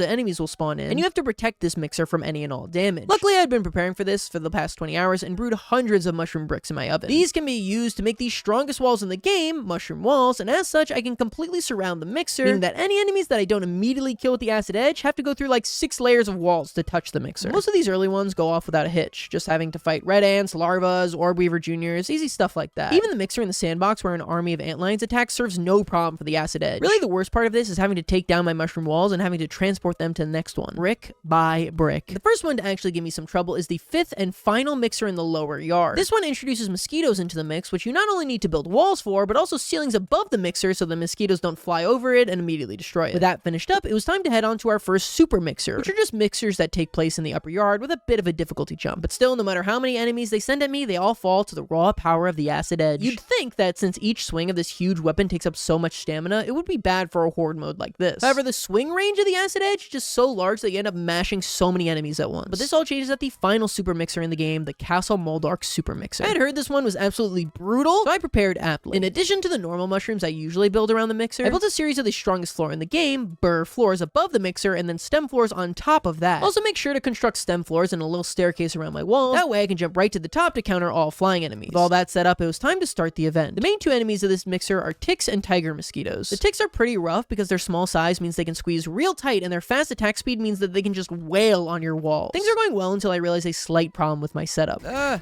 forgot to make another one. Let's see, get up here. Ah, crap, okay. This means to hit all those flying enemies, I need to scale the side of the mushroom walls. Something that can occasionally work, but proves pretty troubling the second I fall into one of the gaps and trap myself. While I'm stuck, a group of ticks manage to blast into the mixer and take it out in mere seconds, losing me the event. To combat this, I go home and brew tons more mushroom bricks. I also build multiple clover roof pathways to the top, that way I'm covered on all sides. On my second attempt, I make sure to focus on the ticks much more. Any mixer that previously had flying enemies always made them the main priority, but the tiger mosquitoes are actually attacked pretty slow, and they send way more ticks than they do mosquitoes. I also make sure to craft and max upgrade a new tool that I got from befriending the Black Ant Queen, the Ant Queen Repair Tool. This is a significant upgrade to the normal repair tool and also affects multiple build items in a single area. By upgrading it to the max level, it'll also restore even more health to the buildings affected. Things go so well this time that when they send a green shield bug, I decide to just completely ignore the mixer and go farm that for its valuable parts. And with that, we had completed every single mixer in the game. I'm holding raw science in my hands. What does it even mean? I gotta do something else. Now it's time to tackle the remaining list of Burgle's quests. Through normal gameplay, I'd already knocked out 92 of these, so just 8 remain. And since some of them are story related, we've really got our work cut out for us. I head home and craft some strange items like a waft emitter and a hot tub, and then I just have to go around the map raising some Burgle flags that I missed. Finally, it was time to find the missing landmarks that I missed, of which there was only one, the pop cap gun. I'm very curious to learn the age of Wendell's son if he both still plays in the sandbox and also was given a pop gun. Now with nearly everything in the game completed, it was time to take on the hardest challenge this game had to offer. Far and away the most difficult boss in Grounded, the infected broodmother. I prepared for this event as much as I can, upgrading my weapon of choice, the tick blade, to max as well as my armor. Also make tons of smoothies, nearly 50 for the fight. With all that prepared, I head to the section of the former haze and then go through a tunnel that looks nearly identical to the one of the hedge broodmother, only now overrun with mushrooms and other disgusting fungi. At the back, there's a spot to place the moldy hoagie that I learned from Schmechter's lab, and it was time to start the fight. Yeah, here she comes. I'm so scared. Where is she? Oh my god, she's so gross. Oh my god, I did like nothing to her. She's not even really doing that much damage though. I mean, I'm not doing a ton of damage to her, but she's not doing a ton of damage to me. Holy crap, where'd you go? Okay, I mean, I feel pretty good, honestly. Just kind of chunking her. This is it. She doesn't even have like minions like the regular broodmother. Okay, sure. That was it? Oh, I was way over prepared for that. Why can't I loot her? Oh, yep, yeah, that makes sense. Yep. Everybody's gotta have a phase 2. Everybody's gotta have a phase 2. Yep, it's one of those guys. Oh my god, she did a lot of damage to me. Holy crap. I have not yet to get a hit on her. Oh yeah, she has way more defense now. Wow. Oh wow. Oh, and she hit me. Okay. Oh, I don't want to get hit by these. And I got hit by these. Oh my god, I can't even get a hit on her. Jesus Louises. Oh god, good god. That took so much damage. Holy crap, he healed herself up. Oh, I can't see anything. I don't even know when to block. How are you supposed to parry? Oh, there's a giant egg there. Jeez, I am not doing a lot of damage to her. Ooh, I'm landing these berries like they're nothing. I feel like I have like reduced healing or something like that. Like I feel like my smoothies are not healing nearly as much as I would expect. And I would be right in that assumption, as the infected broodmother has a quirk that is unlike any other enemy in the game. You see, every time she hits you, she applies a single healing debuff to you. This reduces the power of your healing items and lasts the entire battle, meaning that halfway into phase 2 and I had accumulated over 20 healing debuffs, so my smoothies were basically healing nothing. Okay, we're getting her down good. The problem is that I could hunk at her all day, but oh my god, what the heck just happened? She has like a bunch of debuffs. What the heck? She just healed like so much HP. What the freak? Is it that puddle? Holy crap. I'm running out of healing items. Jeez. God, she's healing up. What the freak? She has more health than like 10 minutes ago. Okay, I'm hunking her down good though. Oh, she has lifesteal, I think. That's what I think the mosquito icon must mean. Lifesteal is supposed to be my thing. Hey, get your own thing. Oh yeah, we're doing good damage. Come on, just don't let her heal a bunch. No, just keep hitting her. Oh god. Uh-oh. Things are looking bad. Just keep healing. Oh, the perfect parry was huge. What? She killed me! I try a few more times, but if you couldn't surmise this already, she's tough. I mean, I brought nearly 50 smoothies, and I'm still running out of healing items by the end of the fight. But after several attempts, I get another run going that's good as well. I get her pretty low and still have a good amount of healing items left. Just have to be unafraid. I don't want him to heal up a bunch. Oh, the perfect parry. Oh, that really hurt. Come on. Oh, come on. Oh, look how low that is. Oh, come on. Don't get cocky now, though. Okay, I'm gonna get a little cocky now so we can finish this. Oh, where'd he go? Oh, God. Oh, no. Oh, come on. Where'd he go? I can't see her. Just swinging blindly. Oh, come on, come on. Come on. Yes. Please, no phase 3. Please. Please, no phase 3. Oh, I can't harvest. That's not good. That's not good. Oh, come on! Oh, come on! How can there be more? How can this keep going? The second phase was hard enough. How can there possibly be more? Oh, come on. What the heck? This is impossible. God, I haven't even hit him once. Holy crap.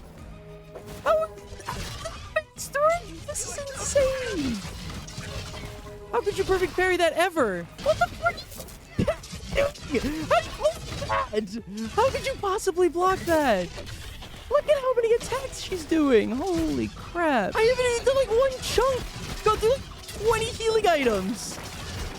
Oh, what the freak? How is this even possible? I'm not doing anything.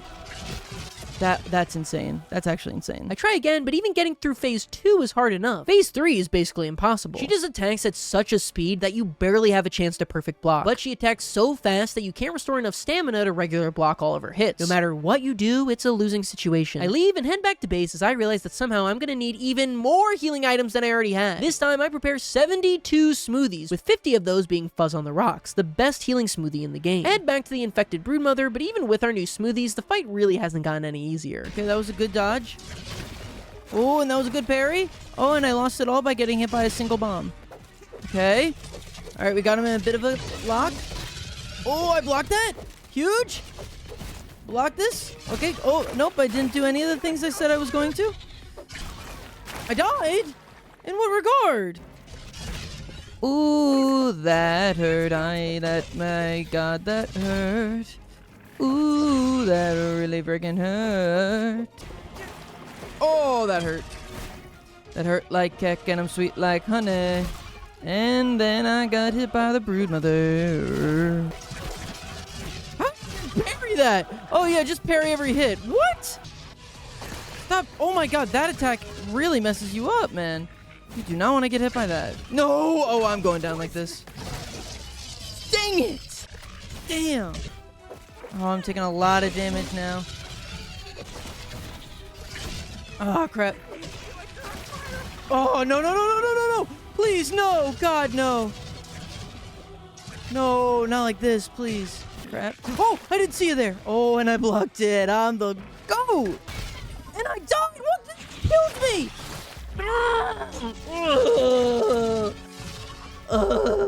Come on. The real key to this fight is getting hit as little as possible in the first 2 phases. Since these are much easier than the final phase, it's best to take this slow and block every single hit, as that will minimize the amount of anti-healing debuff you have in the 3rd phase. If you're entering the point in the 3rd phase where your smoothies are barely healing you, just give up, as there's no way you're getting through this now. I actually have a run that's going extremely well, but then in the 3rd phase, something strange happens. Where'd she go?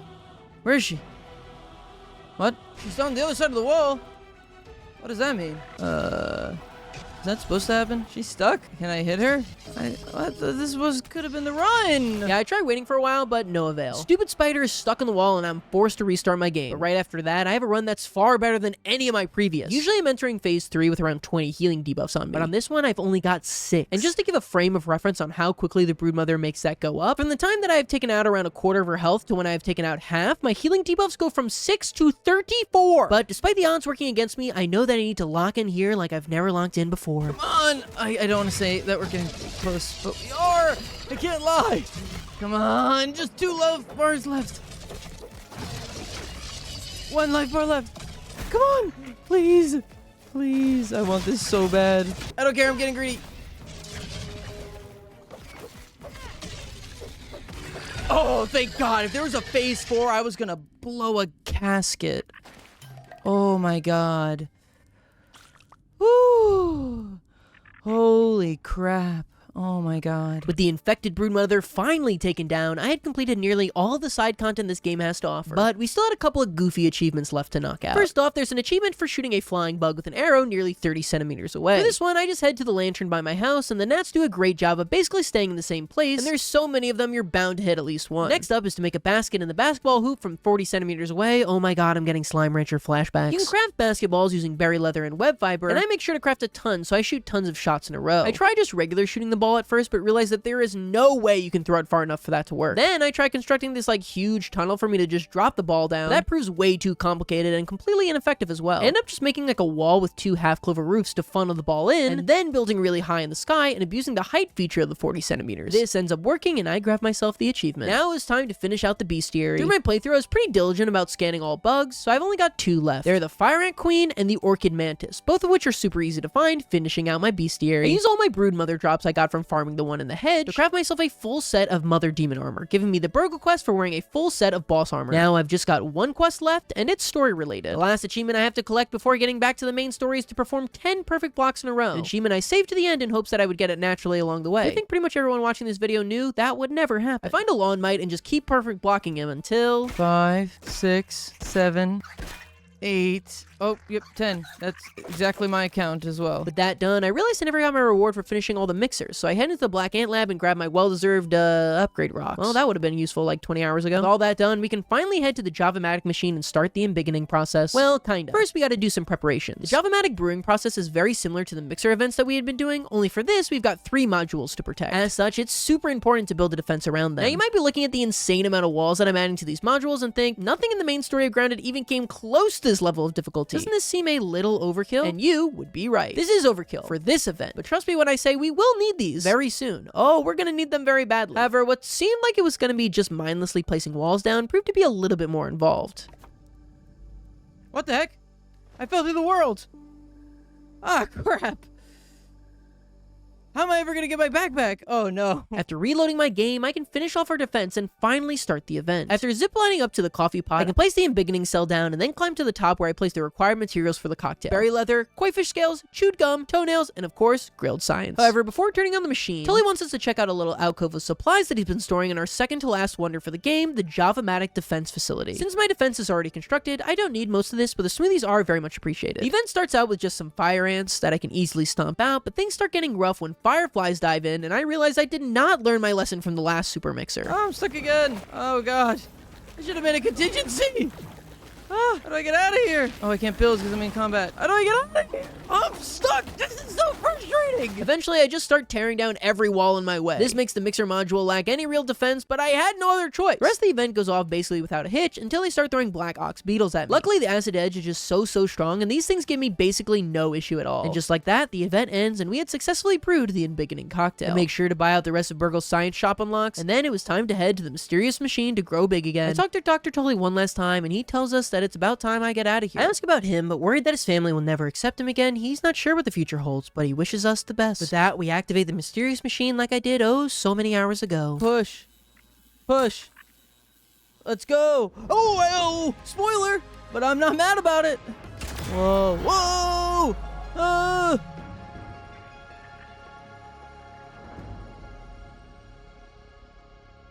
Oh my god, I'm huge. Oh my god. This place is really small. Holy crap, that was crazy. That was very satisfying. Several months later... And with a flash, that was the end of the tiny adventure of a lifetime. At least that's what the local papers call it. It's hard to believe how much has happened since then. There were reporters, investigators, even the FBI got involved. They tried to keep a lid on all of it, but the whole story came out. About the kidnappings, about the dead teenagers, about Armin. Turns out, everyone did learn the name of director Dalton Schmechter, just like he always wanted.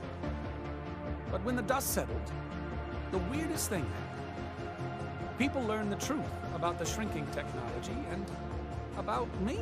It felt good to get the recognition that I had always wanted for all my life. Pete, Willow, Max, and Hoops tried to go back to being normal teenagers. Burgle has joined the kids' new science and robotics club. Aww. He's the mascot, they didn't tell me. I'm expecting big things from all of you. So he got unshrunk. Life's getting back to normal around here. It's funny that the world can still seem so small. And no, I haven't come up with my next big invention. You created shrinking technology. And I don't mind one bit either. Aww. Because when it comes down to it, his family got back all together. that really matters is that we make the most of the time that we have together. Aww, that was so sweet. Here's my report card, baby. Personal data, 147. That's a little embarrassing. Creatures killed, 2,000. Grass harvested, 800. Perfect blocks, 1,000. Deaths, 134. Come on. Yes! Yes! Yes! Holy crap. Yes! And that was grounded 100%. Wait, why is there still so much runtime left in the video? It's supposed to be over! I've already spent 90 hours, how can there be more? Diligent viewers at home may have noticed that after the Java-matic event, we hadn't actually 100%ed the game. There was still one wonder left for us to discover. Well, that wonder is something known as the Remixer, where you can access the New Game Plus mode. Oh god, you have to be joking! Okay, it's not actually as bad as it sounds. The way Grounded's New Game Plus mode works is instead of just being sent to a totally new world, you get to stay inside the world you had built with all of your weapons, armors, materials, your base, and the items inside your chest. Everything stays the same in the world except all the story locations were set. There's also some new remixed and harder enemies, as well as new enemy types. But I'm gonna be honest, I don't really care about any of that. There's only one achievement left in the game, and that's to grow big again during a New Game Plus save. So I'll just be rushing to the end of the main story as fast as I can. But to make that easier, there is one thing I need to pick up. You see, in Burgle's lab, there are now new items available to be purchased, including some new weapons. The only one that really interests me is the Frosted Flake, which is basically a fresh version of the Acid Edge with slightly less power. I craft that and max upgrade it as just so many enemies in the upper yard are weak to fresh. With the Frosted Flake in hand, it was time to blast through all the story locations as quickly as we could. Hedge Lab, Pond Lab, Haze Lab, Black Anthill Lab, Assistant Manager fight that's actually pretty tough. They gave him a ton of buffs, but he's still no match for the Acid Edge. Favorite Chair, Undershed Lab, Mant fight. Wow, this one is tough. I spent like a good 40 minutes on the Mant, and then it was on to the Java-matic event once again. This event is no joke this time. See, New Game Plus introduces this new enemy type called Infused Creatures. These guys have way more health than the regular alternative, and are basically like the mini-boss version of each of them. Each time they send one, it takes a ton of my time to chunk it down, which leaves the other areas of my base extremely susceptible to attacks. This all culminates when I realized one of my modules was being targeted by 2 infested soldier ants and a ladybird, which had torn through all of my walls. They actually end up killing me, and as I spring over from a nearby field station I respawned at, I realized a black ox beetle is attacking my mixer module directly. I managed to get rid of the ant and the beetle, but now this module is highly damaged and has no mushroom walls to protect it. I tried to quickly set up some walls, but any further building is interrupted by realizing the ants have nearly torn through the other side as well. I decided to just focus solely on protecting this module for now, and just kind of pray that my walls work for the others. This miraculously works, and I'm able to barely finish out the event. With that, I can grab the embiggening cocktail, take it to the mysterious machine once again, and finish out the game. Kind of funny, but since I didn't do the Director Schmechter stuff in this file, Tully isn't able to find the cure for raisoning, and instead he just regrows as like a raisin orb self, but wholesomely, his family still accepts him. And that was 100% of Grounded. So what did I think? Very truthfully, one of my favorite games I played on this channel, and definitely in my favorite survival games ever. The story is really cute, the environment's extremely creative, and I like that it focused more on combat and weapons, as usually these survival games focus much more on building and resource management. The New Game Pluses also offer a ton of replayability that I wasn't even able to get into. If you're a fan of this style of game, I would definitely recommend that you try out the 100% route. However, do not do this in 2 weeks like I did. That was absolute hell. Do it over like a year's time, and the game will quickly rise into one of your favorites as it did mine. Thank you all so much for watching and all the amazing support this entire year. Bye!